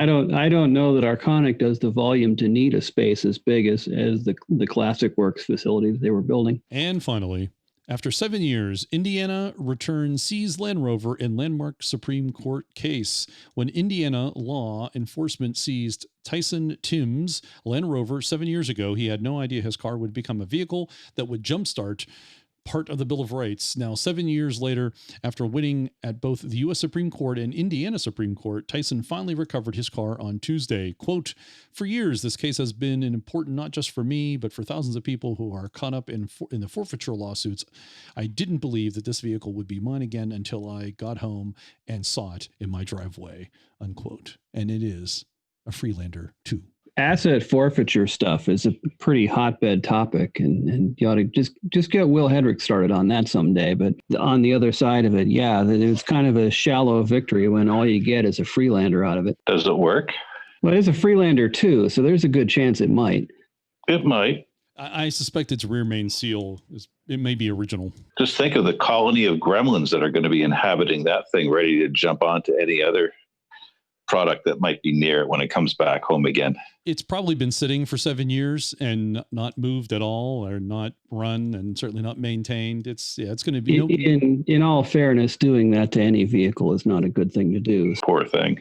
Leads us to the one of the few times I've actually said something on the LRO list when several, including Dixon, attempted to assault Freelanders on the LRO list, and I had to chime in. It was a pretty successful attempt, actually. All I pointed out, and a feeble attempt at defending them. All I pointed out was that the picture of a Freelander appeared, posted by a chap, and I pointed out to him that it was obviously a repaint because there's probably only one of them running around in the country that just gets repainted quite often to give the appearance of them. And you know full well there's at least 8 in North America. Which leads me to my other regular observation.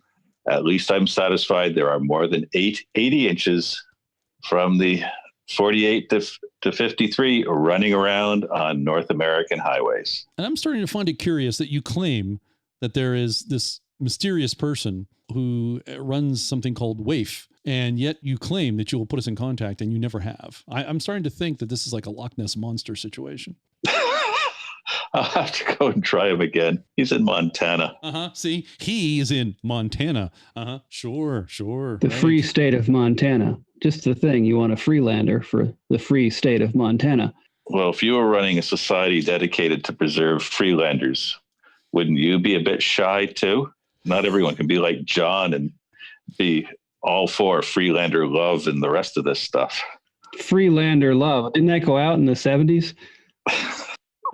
Although it's worth noting that John does not currently own a Freelander as much as he would like. He knows better. Well, if he keeps professing his love, he may find he is in possession of it again. It may show up on his lawn. Oh, you know what we could do with it, Harold? We could catch chimneys with it. Could bronze it. No, we should bronze it and then have it as a piece of art. You're paying? We'll get back to that. Maybe we'll have to start a GoFundMe or something. Okay. Yeah. Well, that's the news for June 2020. And now on the Centresteer podcast, contacting us on Zoom, our new way of communicating with our guests. Ironic for vehicles that don't go fast. That's why it was selected, Harold. We like the irony. Joining us from Switzerland is Ulrich Knuchel, although it's not said knuckle. In Swiss, we call it Knuchel. Knuchel. Oh, okay. With a little bit of the initial K, Knuchel?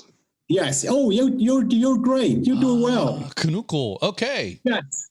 Excellent. And the CH is kind of a like you're expectorating. Yes, exactly. Well, I'm well versed in expectorating, so I think I got it. Good. And my last name begins with a K, so I think we're all good. Hence the big K on the wall in the studio there. Yeah. Welcome to the show, and I've been trying to get you on for a while. I know you've been around in the Land Rover community for quite a while. Laura Shacklet, I believe, from Texas Rovers, I think has met you and gave us a contact. Welcome to the show. Thank you for having me. So your name kind of relates to kind of an unofficial club that you have in Switzerland, the Bloody Knuckle Club. Is that anything formal, or is it just a loose gathering of friends? It is. Actually, we have lawyers, doctors, and mechanics, engineers, specialists in Land Rovers. We're a bunch of maybe 20 people, and they're spread over Switzerland, but also we have a small community over in England. And of course, our friend, the chameleon in Zimbabwe, who is a member. Was he originally from Switzerland? I guess he's originally from Switzerland, but he spent most of his life in Rhodesia and then later became Zimbabwe. It certainly seems that there are Land Rover owners all over the world, and they seem to like to travel and get to different places. What was your very first Land Rover? How did you get into the Land Rover world? I got into the Land Rover world in the early 1970s when I had an assignment in Africa, in Senegal. I was working for the government, and I didn't get much wage out of what I was doing. Actually, I was publishing a political magazine, which was quite dangerous at the time and probably still would be today. So I was looking for a cheap car. And so came that guy from France with a Series 188 with Paris number plates. But actually, the car came from Switzerland. And the lad, he ran out of money and he wanted to go back. And I needed a car, and I had a spare airline ticket. So I swapped the airline ticket against the car. There you go. Got it plated Senegalese, which it helps a lot that I was working for the government, of course. And so the car was quite in a bad shape. So just piece by piece, I made a nice project out of it, but it was a running car. We got married. Marina, my wife, still pretty good looking girl. We got married in Senegal and went on the honeymoon with that Series 188. We went to south of Senegal, the Casamance region. It was rain season. And we were driving mainly through puddles and water and rivers, and it was an unforgettable journey. How long did that take? And were you by yourselves, or did you travel with others? Oh, no, just the two of us. It is a honeymoon after all. After all, you're right. But there were no luxury hotels. We slept on our camp beds under the mosquito nets, tried to get cover from the pouring rain. Didn't cost a lot of money, that holiday, that honeymoon, but the wedding, the marriage lasts forever, and that's the good thing about. All right, so you still have the marriage. Do you still have the Land Rover? Actually, that Land Rover, I sold it when we left Senegal, but right now I have exactly the same model in my garage where I am right now, waiting for restoration. And I will keep that car as a daily runner, but it will take me another year to finish, to complete the restoration, because the chassis is completely rotten. Oh yeah. It came with a snow plow, so that means it would work mostly during winter times on salty roads. Yep. I mean, these chassis were not built to drive them in salt. Right. Yeah. It's a bad idea to buy a Land Rover that's been equipped for a plow because you know it's been used in the worst conditions. The experience I have so far, when I can get hold of a Land Rover, I know exactly what I expect. So the chassis, it's always the same. You have to go through everything and you have to rebuild it from scratch. I mean, I strip these cars completely down, and then we sandblast the chassis, and then we do the welding. We change whole sections or just parts, and then it goes back to the sandblast again for paint or for galvanization, and then you have a solid base. And you will have a car that can go for another 50, 60, or 70 years. You're living in my world now. You can come work for me. Yeah. Would not be a big problem for me. I would love to come overseas. Just to let you know that we lived for 10 years plus just over the border from Vermont and New Hampshire in southern Quebec. Well, you just got John's attention. Yeah, I have friends in Quebec, and Morgan lives in Sherbrooke, Vermont, or near Sherbrooke. Oh, Sherbrooke actually is in Quebec, or do they have a Sherbrooke in Vermont as well? I think it's Sherbrooke. It's maybe I have the name wrong. Never mind. Yes, I think Morgan, his connection has frozen. I think he is frozen in the muted position. He's dropped off. And we just lost him. Morgan lives in the suburbs of Burlington, for what that's worth. That's it, Burlington. Yeah, he's in Burlington. I'm thinking, yeah, sure. There is a Sherbrooke in south of Montreal. I've been there. Biggest city in Vermont, and I think it's like 40,000, 50,000, something like that. Yeah. And this was the only time in my life, in my life from 20 on, where I had no Land Rovers, but I was playing with tractors. I had a Porsche tractor I brought over from here. I had a little gray Ferguson.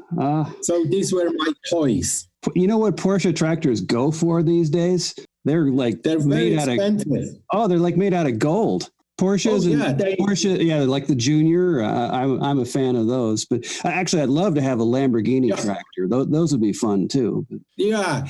I actually, to be honest, I had the early Porsche. It was the Allgaier. They were green, but they looked exactly the same as they just had the red. They just came with the red paint later on. Right. And I sold that tractor to a gentleman farmer in Milwaukee. Now, did that have the diesel? Oh, yeah. That was a 4-cylinder diesel.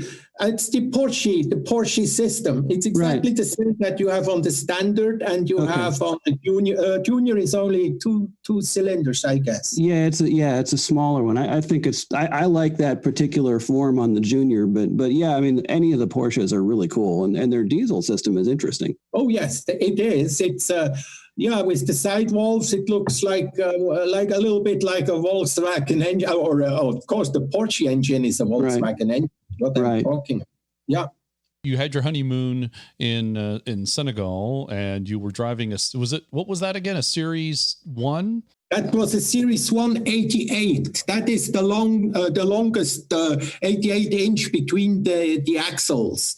And so that would make it a 58 or a 59? It was they started from 56, 57. Okay. All right. Yeah. And they built them until 58, and then came the Model 2A. And did you own a Model 2A? I had a Model 2A. Actually, I crossed the Sahara Desert twice with it, and we drove from Switzerland through Algeria and then to the Sahara, the Tanisroof. That is the track that goes right down through the middle, and it's only you have about more than 1,000 miles where you have no water, no supply, nothing, just sand and a lot of hope. I like, Ulrich, how you just casually dropped that you crossed the Sahara twice. For us, that's a big thing. For you, maybe not so much. Yeah, it would be a big thing today because it's very, very dangerous now with the political situation everywhere. But then, we had wonderful time with nomads. We saw camel drives and with the Tuaregs, and we drank tea with them. We partied. It was a really great adventure, which nowadays is just impossible. It's impossible to do. How hard was it to get fuel? That's the one question I always had there. Without any infrastructure, are you carrying a lot of fuel with you? Or are there fuel stations every 100 miles or something? No. I didn't think so. There's no drive-in, no fuel station. It's actually you need you have to calculate your average consumption under sometimes difficult conditions because you have drift sands, where you have to go actually you start to drive in high speed to get as far as possible, and then eventually you will end up in the sand, buried into the axles. Yep. So you have to jack it up, put some sand plates under the wheels, and then get out and then make another 100 yards and then start all over again. And this is adventure. So this, of course, gives you much higher fuel consumption. And I would calculate around 15, over here we say 15 liters to cover 100 kilometers. You said it the other way around, it's kilometers by the gallon. I've never been really familiar with that conversion. So just roughly, when I told you I have 1,200 kilometers of sand, I would need something like 200 liters. And then I'm on the safe side. And a lot of time. Time, yes. But you start early in the morning and you drive until it gets dark. Right. And you have no worry where to stay at night. You just stop. Yeah. Wherever you are, you stop. You set up camp. You stay where you are. That's just yes. And I can tell you, when you are in your camp bed in the middle of the Sahara Desert, and you staring at the stars, and it is absolutely incredible that the billions and trillions of stars, the light, because there's no light pollution at all, and you can see the Southern Cross. And also you can see the polar star. And it is so fascinating. It gives me goosebumps just telling about it. It's wonderful. Absolutely. I think that's one of the reasons why we like Land Rovers. It gets us out into the nature and things that you typically don't get to see living in cities and populated areas. Absolutely. Okay, so you've crossed the Sahara twice. Were you alone on that trip, or did you have someone with you, or traveling with other vehicles? Oh, of course. I always two tones in the background. With that was the ambulance. Ulrich, that's very European. We don't have the nifty two-tone siren over here, so we geek out on that. I did it by purpose. I asked them to pass by. Yeah. Oh, just for you, a special favor. Yeah. You've crossed the Sahara twice. Were you by yourself, or were you part of a larger convoy? Not the convoy. Actually, I did all the planning just for me, my wife, and then on the first trip we had an old friend, a doctor. He just kneeled on me and said, "I want to go with you. This is my dream." And so there was no way to talk him out. And so I said, I have not enough space in my car. It's just for the two of us. And, it gets sometimes in the Sahara, you get -8, -10 centigrade. So that is about what it is, 20 Fahrenheit. Cold enough. And it gets very cold. So whenever we can, we sleep in the car. So I had, that was a Series 2A station wagon, the 109, the long version.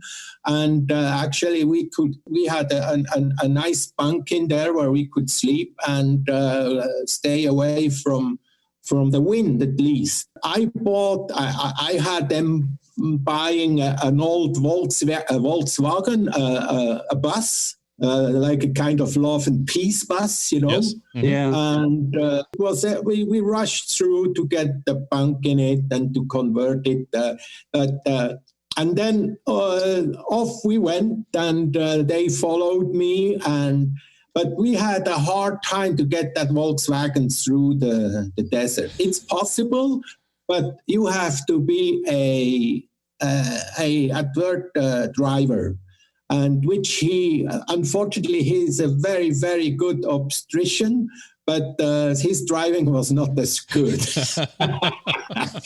So I had maybe 1/3 of the journey I towed him. I had him on the tow. Sorry, that was my phone. Nice choice in ringtones. I like that. You know the tune? Oh, yeah. It's Cream, Eric Clapton. Yep. So I would suspect that a VW bus probably has very low clearance, and I suspect it probably got caught up on the sand. I think all the weight in the back doesn't help any either. Yeah, because that's where the engine is. It's going to want to sink right into the sand. When you drive through the sand on the usually you lower your tire pressure a little bit. With the Volkswagen, then you get even closer to the ground. Yeah, right. So I have some short sequences on videos because I was filming all the time with Super 8 and created some kind of fun movies. Yes. And I can send you a clip when how it is a Volkswagen in the fesh, they call it the drift sand. It's a lot of fun, you know, and even. We had a lot of troubles getting that car through these situations. We never had a word or an argument. We always had just fun and friends, and that is all about. It's travelers. Well, I mean, the good thing is he was an obstetrician, so he's well skilled in pushing large objects through where they don't want to go. Yeah, exactly. What year was this, Ulrich? Oh, that was in around in the early 80s, I guess. Early 80s. And so you're traveling in a Series 2 or 2A? 2A. The station wagon. Is that the green 109 the picture you sent? Yes, exactly. That's the one. Okay, that's a nice looking vehicle. What's in front? You have white cargo boxes, I think, on the front, at least based on the picture. Is that fuel, or I hope not, but or is it water? Actually, it's water. Okay, good. It's water for 4 person, and we had something like 40 gallons of water, drinking water. We didn't have to worry about carrying water for the radiator in the Volkswagen. No, that's air-cooled. They're air-cooled. No, but I developed a system. Actually, these tanks, they are, how do you say, footproof? Waterproof? Yeah, waterproof, of course. But you can carry water in it. It doesn't give taste or... I see. Okay. Oh, safe. Food safe. I think food safe. Yeah, food safe, food water safe, something like that. Yeah. I don't have the $5 word right now. You have these 2 barrels on top. Actually, they are we call them cider barrels here. It's for apple cider, to store apple cider. On the front bumper, you also see 2 white jerry cans. Yes, that's water. And the system is that on the right-hand side, the jerry can has always filtered water, and on the left side, It's water that is about to be filtered by gravity. There is a small plastic tube that runs from the barrel on the top roof to the water jerry can on the front bumper. And so we could also take water in. Sometimes you find, actually, we found some water, very good spring water in the middle of the desert. It's actually when they do exploring for oil. Mm-hmm. Sometimes they get into underwater lakes, and they're under pressure, so the water just goes up. It's like a water jet. Yeah, geyser. A geyser, and this is water that is millions and millions of years old, and it's fresh. You can drink it. But it's difficult to fill up a jerry can because it has so much pressure that actually it blows your jerry can in the air. Well, that sounds like fun. So you have a filtering system then you carry on the truck then so that the water then filters down, I guess, through a filter into the lower jerry can, which is then drinkable water. Yeah. Very cool. It is a catadine. Catadine is a porcelain filter, and it is inside of the cider barrel on the top. So by gravity, it drips. It's not quick. But you can make 10, 20 liters a day easily. Oh, that's impressive. That should be enough. Yeah. And also, I like having a shower mm-hmm. in the evening when you've been just to rinse that dust that goes everywhere on your body. And actually, we had we had rations. Everybody could get a liter of water for shower. And that was also very easy. The Spaniards, they have these leather bottles where they drink wine from it. Mm-hmm. And you can squeeze them, and then you can wash, you can shampoo your hair, and then you can clean the soap off. You need 1 liter, that's all. That's a quick shower. But it's a treat after a day in the sand. Oh, and that desert sand is amazing stuff. I've worked on a few trucks that have been to the desert. And I always say you can take the truck out of the desert, but you can't take the desert out of the truck. Yeah, that's a good one. Where those cider barrels are is a roof rack ledge that goes out. It looks like it extends over the windscreen. Does that provide a lot of good shade from the sun? I've always been curious about that. Is it a good sun break? Oh, no, it's not the sun break. It's just because when you do it that way, you get more stability on your rack because you form a triangle. And it's not only the rooftop that holds the whole thing, but it's also bolted down on the bulkhead.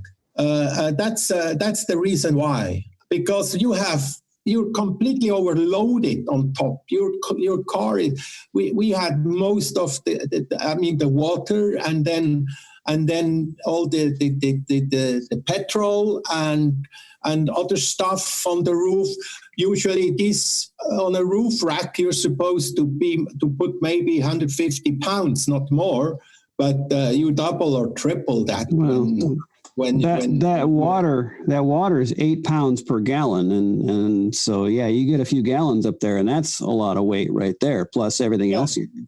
Yeah, so that bar that fixes that weight on top of the bulkhead, where the bulkhead is very stable, and otherwise, if you don't have a system like that, your roof rack will go off in no time. It's an excellent point to make. I don't think a lot of people consider that especially in a series truck, that would be probably the stiffest part of the vehicle the upright part, above. Well, one would hope. Yeah, it should be, unless it's all rotted out. It better be, or else you're going to have a lot of problems. Exactly.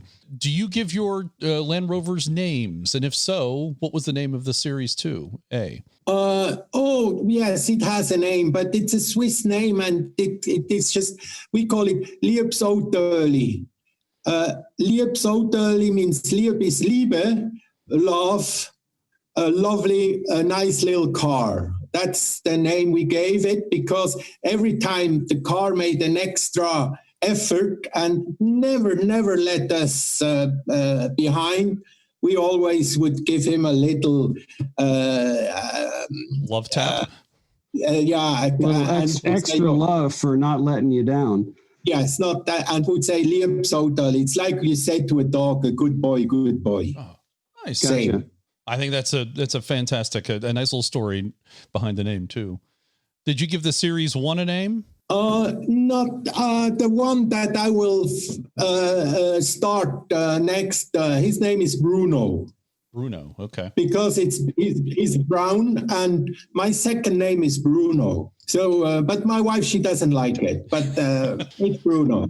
I'm just sitting in front of it. I don't know whether you can see it. I don't know.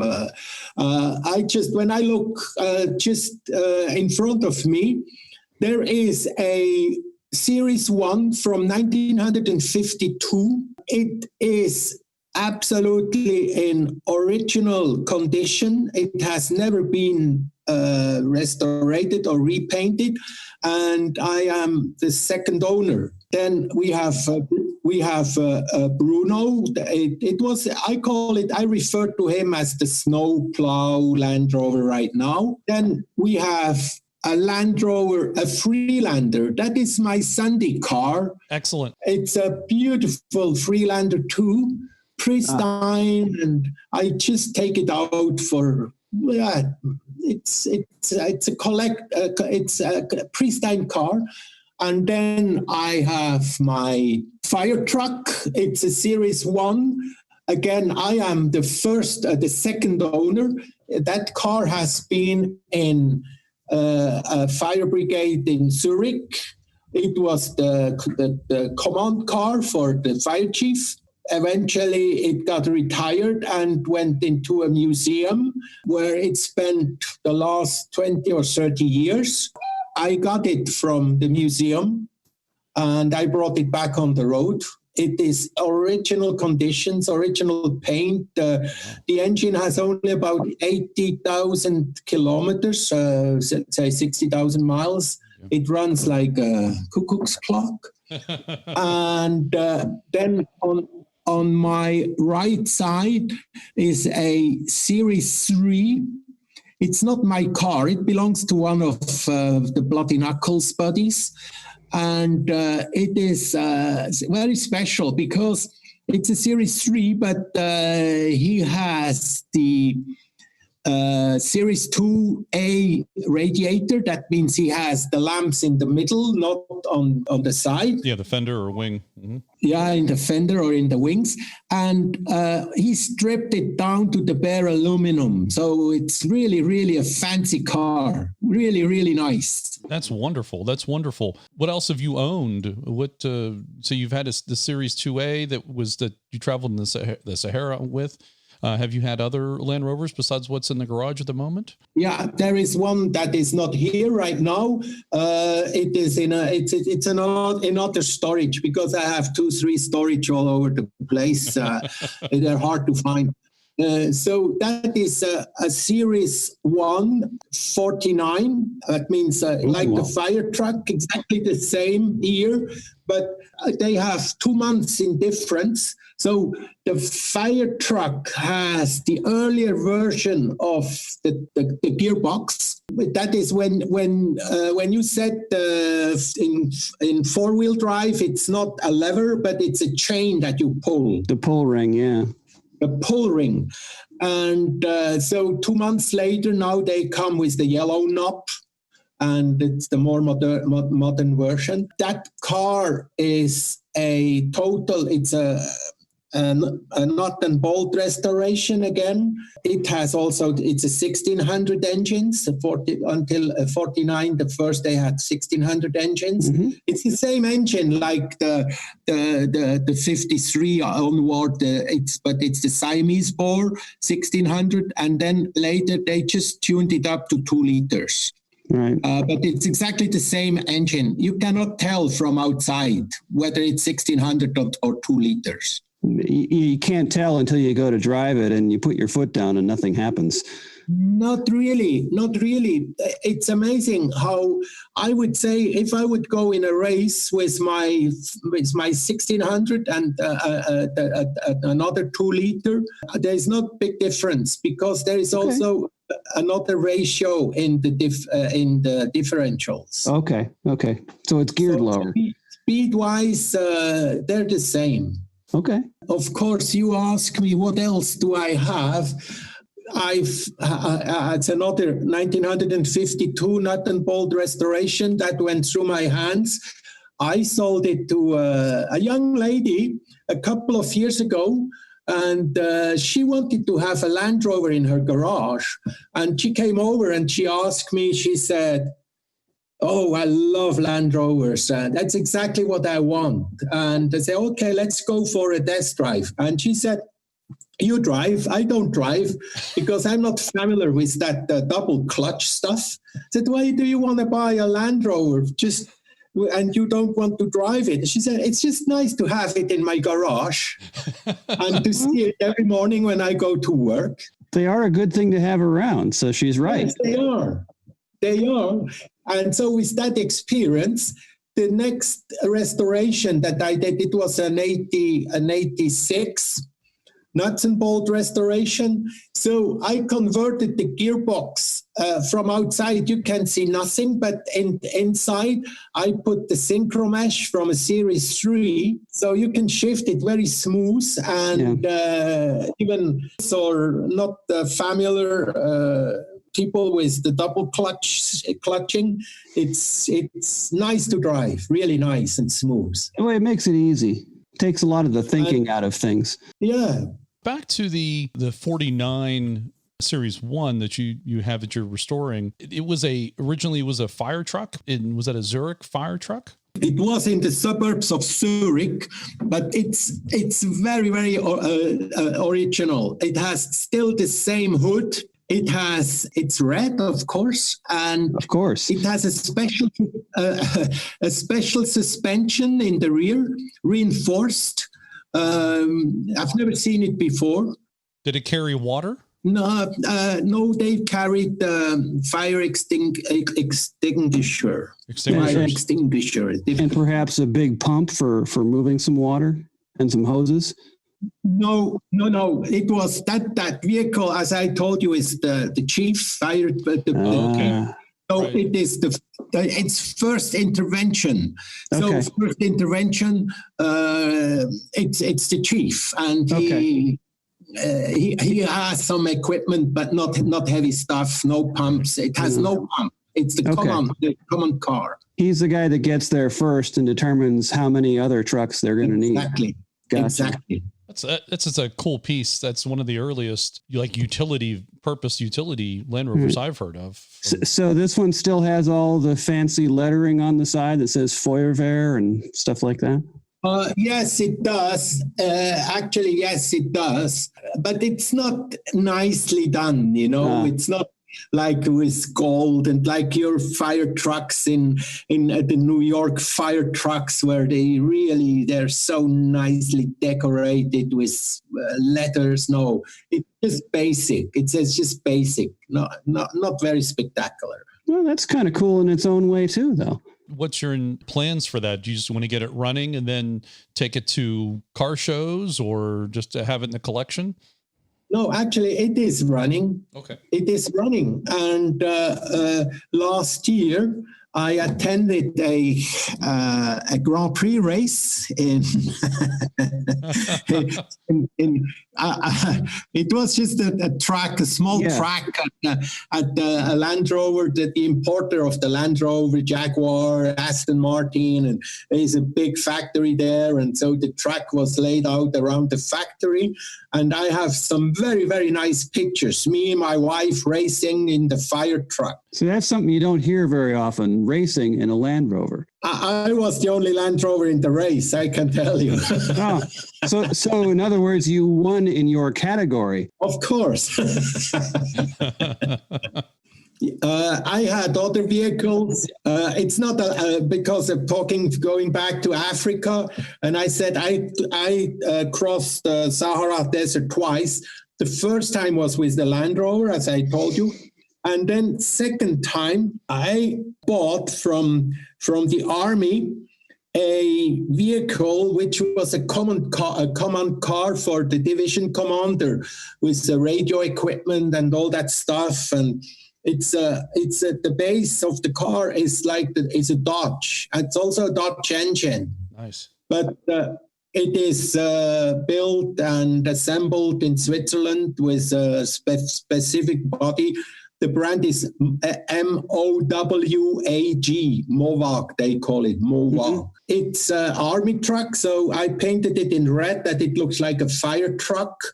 And of course, with the same equipment, the water tanks on the roof. And we went to South Sahara, close to the Libya, and we visited the places where they have all these stone, these cave signs from 2,000, 3,000, 4,000 years old, and we found artifacts, petrified wood, and again a journey of a lifetime. But this time not in a Land Rover, so I don't want to spend too much time on that.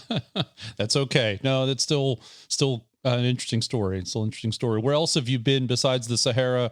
Have you traveled to other places? Yeah, look, I have quite a adventurous life behind me because, of course, I have a gypsy heart, and I started my career as a printer in Switzerland. Then I spent my duty in the army. Eventually, I came out as a first lieutenant in the Signal Corps. And that's also where I had first contact with Land Rovers in the army. But I was not allowed to drive because officers, they don't drive. They have drivers, which is no fun. And eventually, I moved to Germany, where I had a job in a printing company. And then I moved to Paris, where I became a publisher. Then I moved to Africa, where we spent 2-3 years publishing and advertising and Land Rovering. That was also, we started the lottery, the national lottery. And we had every week, we went in a village somewhere out in the outback to do the drawings of the numbers live on the radio. Mm-hmm. And that was always a big party. And of course. And then I moved back to Switzerland and started the printing company on my own. I sold it in 89, I guess, and settled in Burgundy in France, where I had my Land Rover, the Sahara Land Rover, the green one. After a while, again, my gypsy heart started to knock. And so eventually on 9/11, we were on the QE2 heading for New York. Oh my. And we just made it about where Titanic sunk. That's a landmark. And then they stopped the engine, and of course we could not go to New York, because my idea was to settle somewhere in North or South Carolina. So we ended up in Boston. And I had a friend in Boston. He's a professor at the MIT. We stayed there. They rescued us. And then we moved to Quebec, where I had friends from we had a boy from Quebec. He was working in my company as an exchange worker. So we went to see them, and they hooked us and say, no, don't go to the US, stay in Canada. And I bought 70 acres of land at a nice waterfront lot. I built a log home there, and I had a great time until they came and asked me. I say, hey, Ulrich, we need you. We have to start a new organization in China.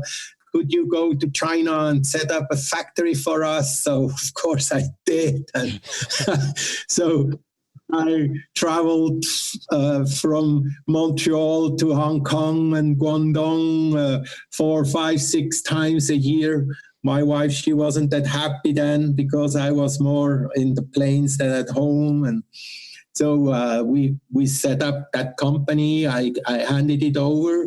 We had 600 workers on the ground. We were very successful. And then, of course, I said, that's it. I said, no, that's not. We need another factory in Hong Kong. So I started over again. But this was just a small organization.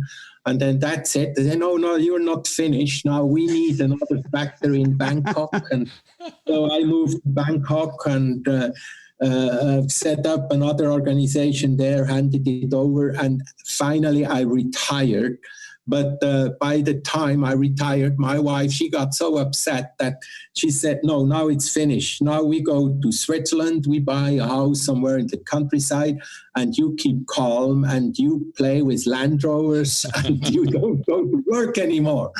So I got called back and yes, so I'm here. We live in a nice house on a hilltop with, I can see 50 miles from there. And wow.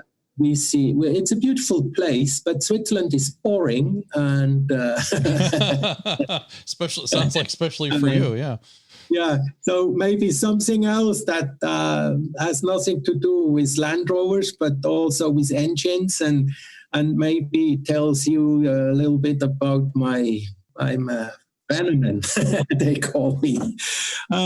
We went to London one day, and just when I sold my printing company, and my wife, I said, I will start some consulting business, but I would like to have a nice desk, English style, with leather top and golden frames around and bookshelves with good-looking books inside. And so we spent 2 days in London. I didn't really find what I was looking for. When in the evening we crossed the Tower Bridge and went into St. Catherine's Dock, and there I saw a yacht. It's a very special yacht, 62 feet long, twin engines, and ocean-going, transatlantic, and it says for sale. So I called the guy and I would like to have a visit of your yacht, which is for sale. And he said, well, I just came back. I'm living in the area of Henley, Oxford, and I will be there in 2 weeks. And I said, look, man, if that yacht is for sale, you better come down tomorrow because I will leave tomorrow evening. And so you will have a chance to sell me your boat. So he came over and he was not really in a good mood because he thought there's a tire kicker or a time waster. Yes. And the boat was really in a bad shape, but it has a nice history. Actually, the former owner or one of the former owners was, I don't know whether you are familiar with British pop music from the 60s and 70s. Oh, yeah. That yacht belonged to Pete Townsend from The Who. Nice. Oh, no kidding. Very cool. Wow. That's very cool. So hopefully it's now you're speechless. Hopefully it's the one thing of his he didn't destroy. Exactly. Yes, that's often people, they ask me pretty much. Yes, it was in a bad shape. Being a landlubber born in Switzerland, I had a small rowing boat on the lake, on the local lake. But also, of course, I had my private pilot license, so I was a good navigator, and I had the radio licenses. And I asked, what do I need? Just sail off. You need nothing. You know everything. So we sailed down the Thames and we came into big, thick fog. We got lost. And of course, the owner, he was with us. And I said to him, we're lost. He said, yes, I know. He said, what we're going to do? I said, you're the captain. To make a very long story, a very short story, very long, we sailed through the French canals. She would fit into the French canals because she was built in Scotland and was built to go through the Caledonian Channel. And so we had them in the middle of France. I just did a major refit. And eventually we came out on the other side of France on the Rhone and into the Mediterranean. So we sailed to Greece and we spent 3 years on that yacht sailing around Italy and in the Greek islands. And it was just another wonderful journey. So at least it's a Scottish boat. If it was an English boat, I'd have to ask, do the lights work and how bad does it leak? Oh, no, it was built in Scotland, Right. large on oak, a sturdy boat. Actually, it is like a trawler, but built as a yacht. So very, very sturdy boat. And I sold it to a Dutchman who then he sold it to some kids from Spain. And they sailed across, they went the transatlantic, and it ended up somewhere on anchor in close to Cape Horn, what is in Ushuaia in south of Chile? Cape Horn, yeah. Cape Horn. And so a guy from Spain, an investor, very rich young guy, he searched for the yacht because of the Pete Townsend, and he found it. They brought her back they brought her back in a special carrier where they can carry big boats. And he made a whole refit out of Barcelona 2 years ago. I consulted him on on some special things to look at, and he invested maybe $2-3 million, and she is back. She is beautiful. So this is another circle of friends. I'm covering a lot of terrain nationally, internationally, but the Bloody Knuckle is just a very, very, very, very small community. And that's your local Switzerland Land Rover fans. Yeah, but no, as I told you, we have members in England and Zimbabwe. Wow. And I will give you a lifetime membership as well. So we cover the United States. Oh, cool. Does that come with stickers and T-shirts? It comes with stickers and T-shirts. Yes, excellent. And there's no fee, no annual fee. Even better. Even better yet. Nice. So what do you think of modern Land Rovers? Yeah, of course. It's not only, I had the opportunity the other day, I was invited for the presentation of the new model. It's a high-tech car, but it's all cars that have been built after, let's say, the 70s, after 70, when they start to build in electronics. Then it's completely something completely different, and I would not go with a vehicle like that on journeys I did through the Sahara Desert, because if you have a problem, there is nothing you can fix. It's just everything relies on electronics and computers, and in the sand, and everything can go wrong. So I would not go with one of these cars through the Sahara Desert at all. They're nice, but they're nice to go to skiing in Lake Tahoe or just fun, but not really workhorses like the old ones were. So what's four-wheeling like in Switzerland? I'm guessing there's not a lot of that happens. Is there a large community of off-roaders or? Actually, we have in Switzerland the Land Rover Club of Switzerland. It's about 800 members, which is quite a lot for a small country like Switzerland. Yeah. And they have, of course, the Series 1 in there. It's only a very small group, maybe 10, 15 people who really are involved in Series 1. And then you have a lot of people, they travel.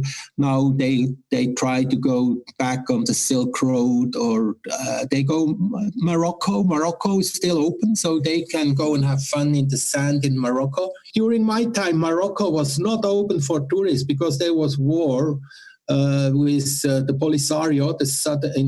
There was a war, and we could not cross from from Morocco into Senegal or Mauritania.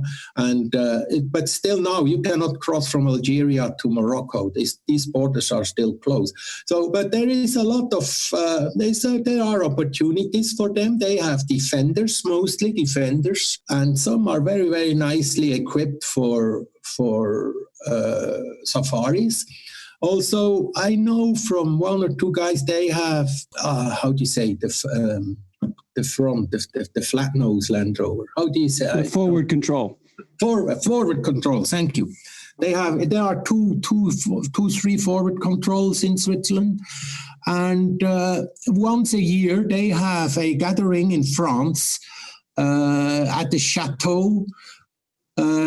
Where they have they can off-roading in mud and play with the winches and that is quite successful. And there is another gathering for off-roading at from the Swiss Army, where they have tank training facilities, lots of mud, lots of water, lots of crossings, and also they have a gathering there. But I don't go to these meetings anymore because I have done it for real, And now I'm 70 years old. I'm in a good shape, but yeah, I've done a lot of things, and I like it a little bit comfortable now. And well, you're retired. Yes, I am. You say that, but I get the impression that you're still doing things and still working, probably taking on projects as you wish. Is that the case? Yeah, sometimes. Of course, I miss the thrill of the business world and the traveling. I miss that thrill. And but there's that gypsy thing again. That gypsy thing again. Also, what you experience when you do things like the way I do them with my restorations. Sometimes I get criticized for doing too well. That just the cars, they are new and they don't have the patina anymore. Sometimes this is. Well, they're yours. You can do them how you want. Yeah, yes, but they are different schools. Some they say, "Oh, you should leave them as original as possible," and others they say, "Yeah, when you start and you do a restoration, you have to do it nut and bolts." So I try to keep as much original material as possible. Some you have to source parts which simply they don't exist anymore. Oh yeah.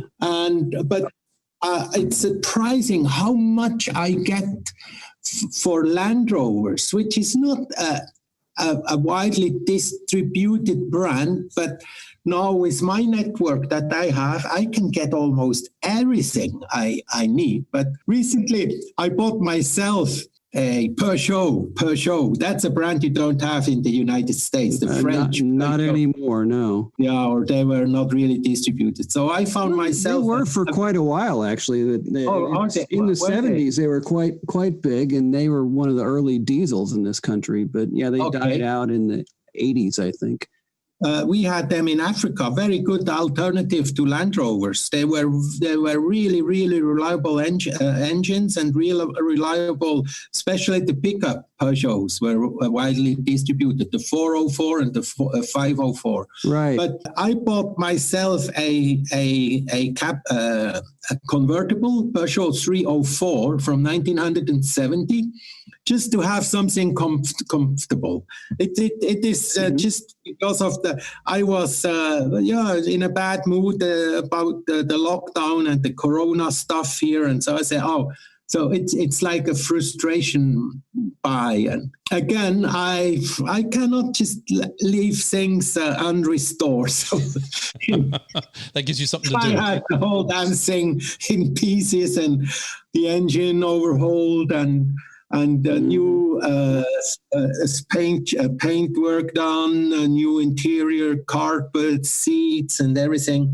And actually, tomorrow we'll have the rollout. But I just mentioned that because I have a hard time to find Peugeot parts compared to Land Rover parts. It's these cars, they have gone. They threw everything away. They rusted away, and so the only cars you can see still are the 304, the convertible. But they had the brake and they had the limousine, but they're gone. They just rusted apart and they threw everything away. It's very, very difficult to get spare parts. That's sad. Yeah, that's life. Are you currently working, Ulrich, on a Land Rover restoration? Is there anything in your garage that you're working on? Yes, there is. Actually, I have that 49 Series 1 with 1600 engine. It was ready to go last week, and we had the rollout. And we checked the engine before I put it in, but now with the engine in, the engine has a noise on the. It's on the not on the crank. It's on the. We don't know. Right. So we tried, and Monday I took the engine out, and we start all over again. Dismantle the engine, and we start over again. So that car is waiting for the engine to be finished, but the problem I have right now is that I don't get any parts from England. They're in a complete lockdown. They don't ship, they don't take orders. They're really in a lockdown. So it's uncertain when I will get the parts. And so this is on hold. The car is in the storage now and is waiting. Do you work on vehicles yourself, or do you have a crew or friends that help you out? I do most of dismantling and cleaning and sourcing and then assembling. But I don't do the body work. I don't do paint. I don't overhaul engines. But I have people working for me, and under my supervision, it's a teamwork. I have a very good a welder, aluminum welder here. He does a really good job, and another one who is a body shop specialist, a young guy, incredible, talented. He is working on Aston Martins and Lagondas and multi-million cars, and he is able to do a bumper from just a sheet of iron on a sand sack and with hammers, and it is an art. It's absolutely he's just a talent. He's only 30 years old, you know. And that's rapidly becoming a lost art. So if you've got somebody young that can do it, you need to nurture that. Yeah, that's what is dangerous about these cars. Being myself now in the 70s, I have acquired an awful lot of knowledge, and someday that knowledge will be gone. I have a friend, he has a shop, he does only carburetors. He has tons of spares for all kinds of carburetors, and he knows them by heart. You can go in with a carburetor and he will tell you the model, the make, the year, and it's incredible. And he is my age, but he's in very bad shape. This guy, he can leave us any time, and it will be a big loss, a human, and also his knowledge, his friendship. It's sad, but it's how it is. It's life. The other day, my doctor, I had a check, and he said to me, I said, I'm getting older. I said, don't worry. He said to me, look, life is a sexually transmitted disease that ends in 100% of the cases deadly. That's right. That's absolutely correct. That's absolutely right. You're right.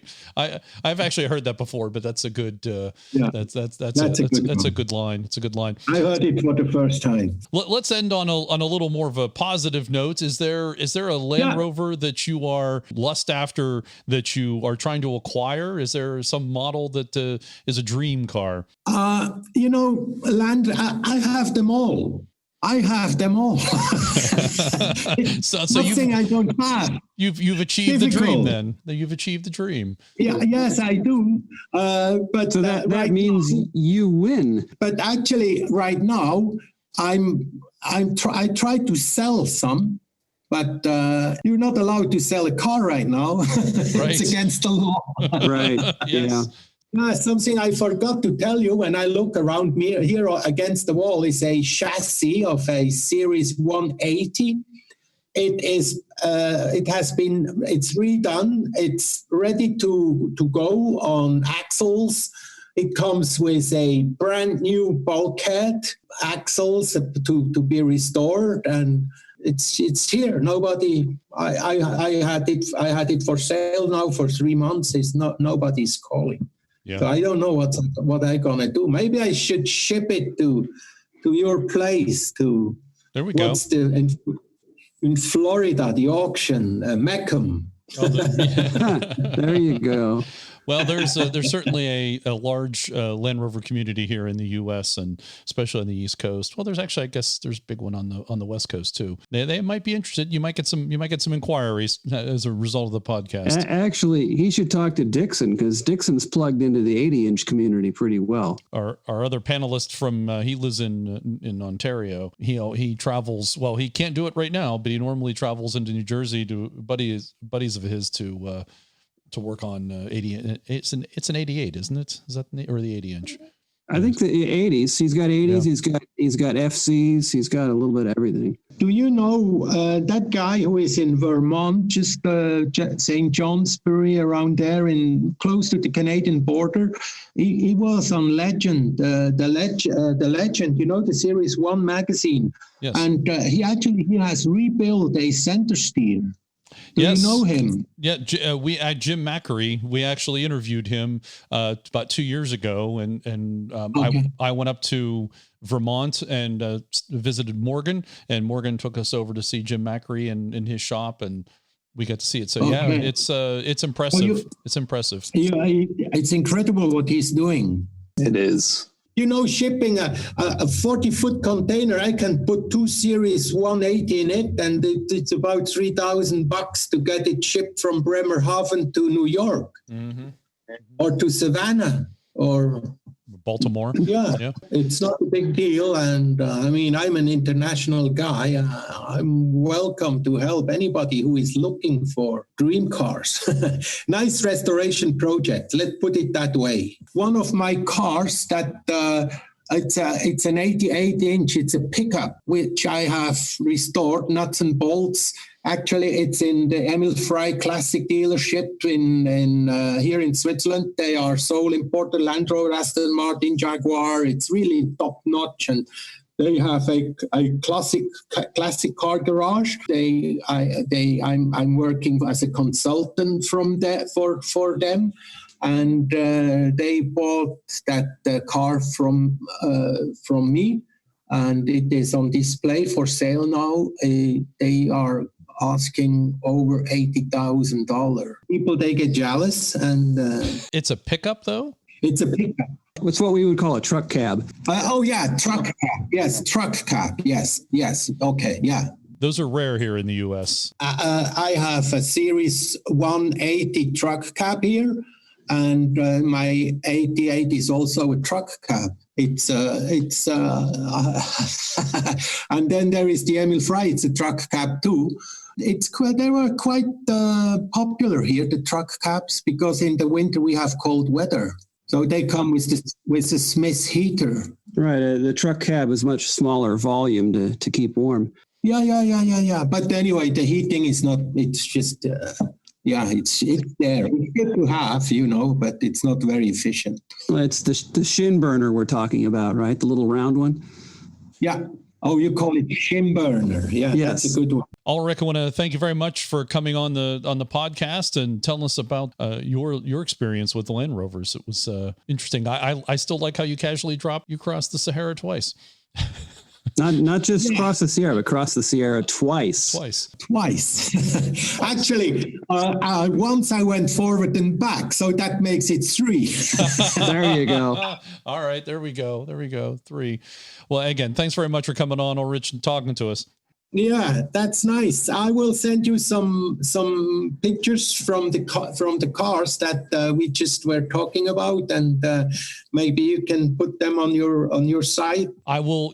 No, certainly will do that. I appreciate you. If any photos you might want to send, we'll include those, and so that our listeners can see them. Well, I can even put them on our website if necessary, or a link to anything that you might have, that if you have any Yes. posted. And if you got that video, that would be cool. I'd be certainly be very cool if you any video you wish to share. We'll get that out to folks to see. I will check whether I can send them with a WinZip or something like that, but it should be possible. Yeah, and that'd be. I have your email address. Do I have your address where I can send you the T-shirts and the badges and your lifetime membership? Yes. I'll send that to you after we're done recording. I'll send it to you. Okay, excellent. Thank you very much for having me. And we hope you enjoyed show number 87 for June 2020. This has been the Centresteer podcast. I want to thank Dixon and Harold for joining us today. Thanks, gentlemen. You're welcome. Yeah, well, $10 is $10. Morgan, unfortunately, he was going to be late, and then I guess he never showed, so he didn't get a chance to join us for this. Well, he sent a message a little bit ago. He got home, but he was too hungry to talk. And Dixon was still in the Sky Creeper. That's right. He's doing something there because he keeps rolling in and out of frame and clanging some tools. And it's like he's floating above FC 101s. That's right. And thanks to Ulrich Knuchel of the Bloody Knuckle Club out of Switzerland for talking to us today and sharing his wonderful stories. I like the Series 1 fire truck. I thought that was particularly impressive. And also thanks to the One True Packs for his continued production support. Visit our website, centresteer.com, to listen to previous shows and for show notes, which have links to stories that we discussed in today's show. We're part of the 4x4 Radio Network, and I invite you to check out the other 4x4 related shows at 4x4radionetwork.com. If you are not a subscriber, please do so that you can get the show automatically. It'll show up in your feed. You can also now do that over YouTube. You can connect with us on Facebook, Twitter, Instagram, email, and now voicemail. There's a link right from our website, send voicemail. You just click on it. It's a big red button at the bottom. And the very next voicemail that we get that's related, of course, to podcast, we'll get their choice of a Bloody Knuckle Club patch or sticker. You can directly support the show at patreon.com/Centresteer. You can buy us buy a t-shirt, you can buy a sticker. And if you go to our webpage and click on store up in the top on the menu page, you get all the details. Thank you for listening. We'd love to hear from you and what you're up to in your Land Rover. Until next time, I ask you to share the show with one other Land Rover enthusiast. And you may now resume your important things.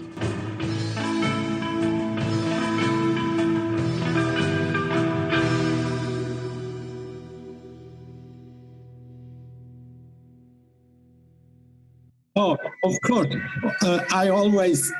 We don't have the nifty two-tone siren over here, so we geek out on that.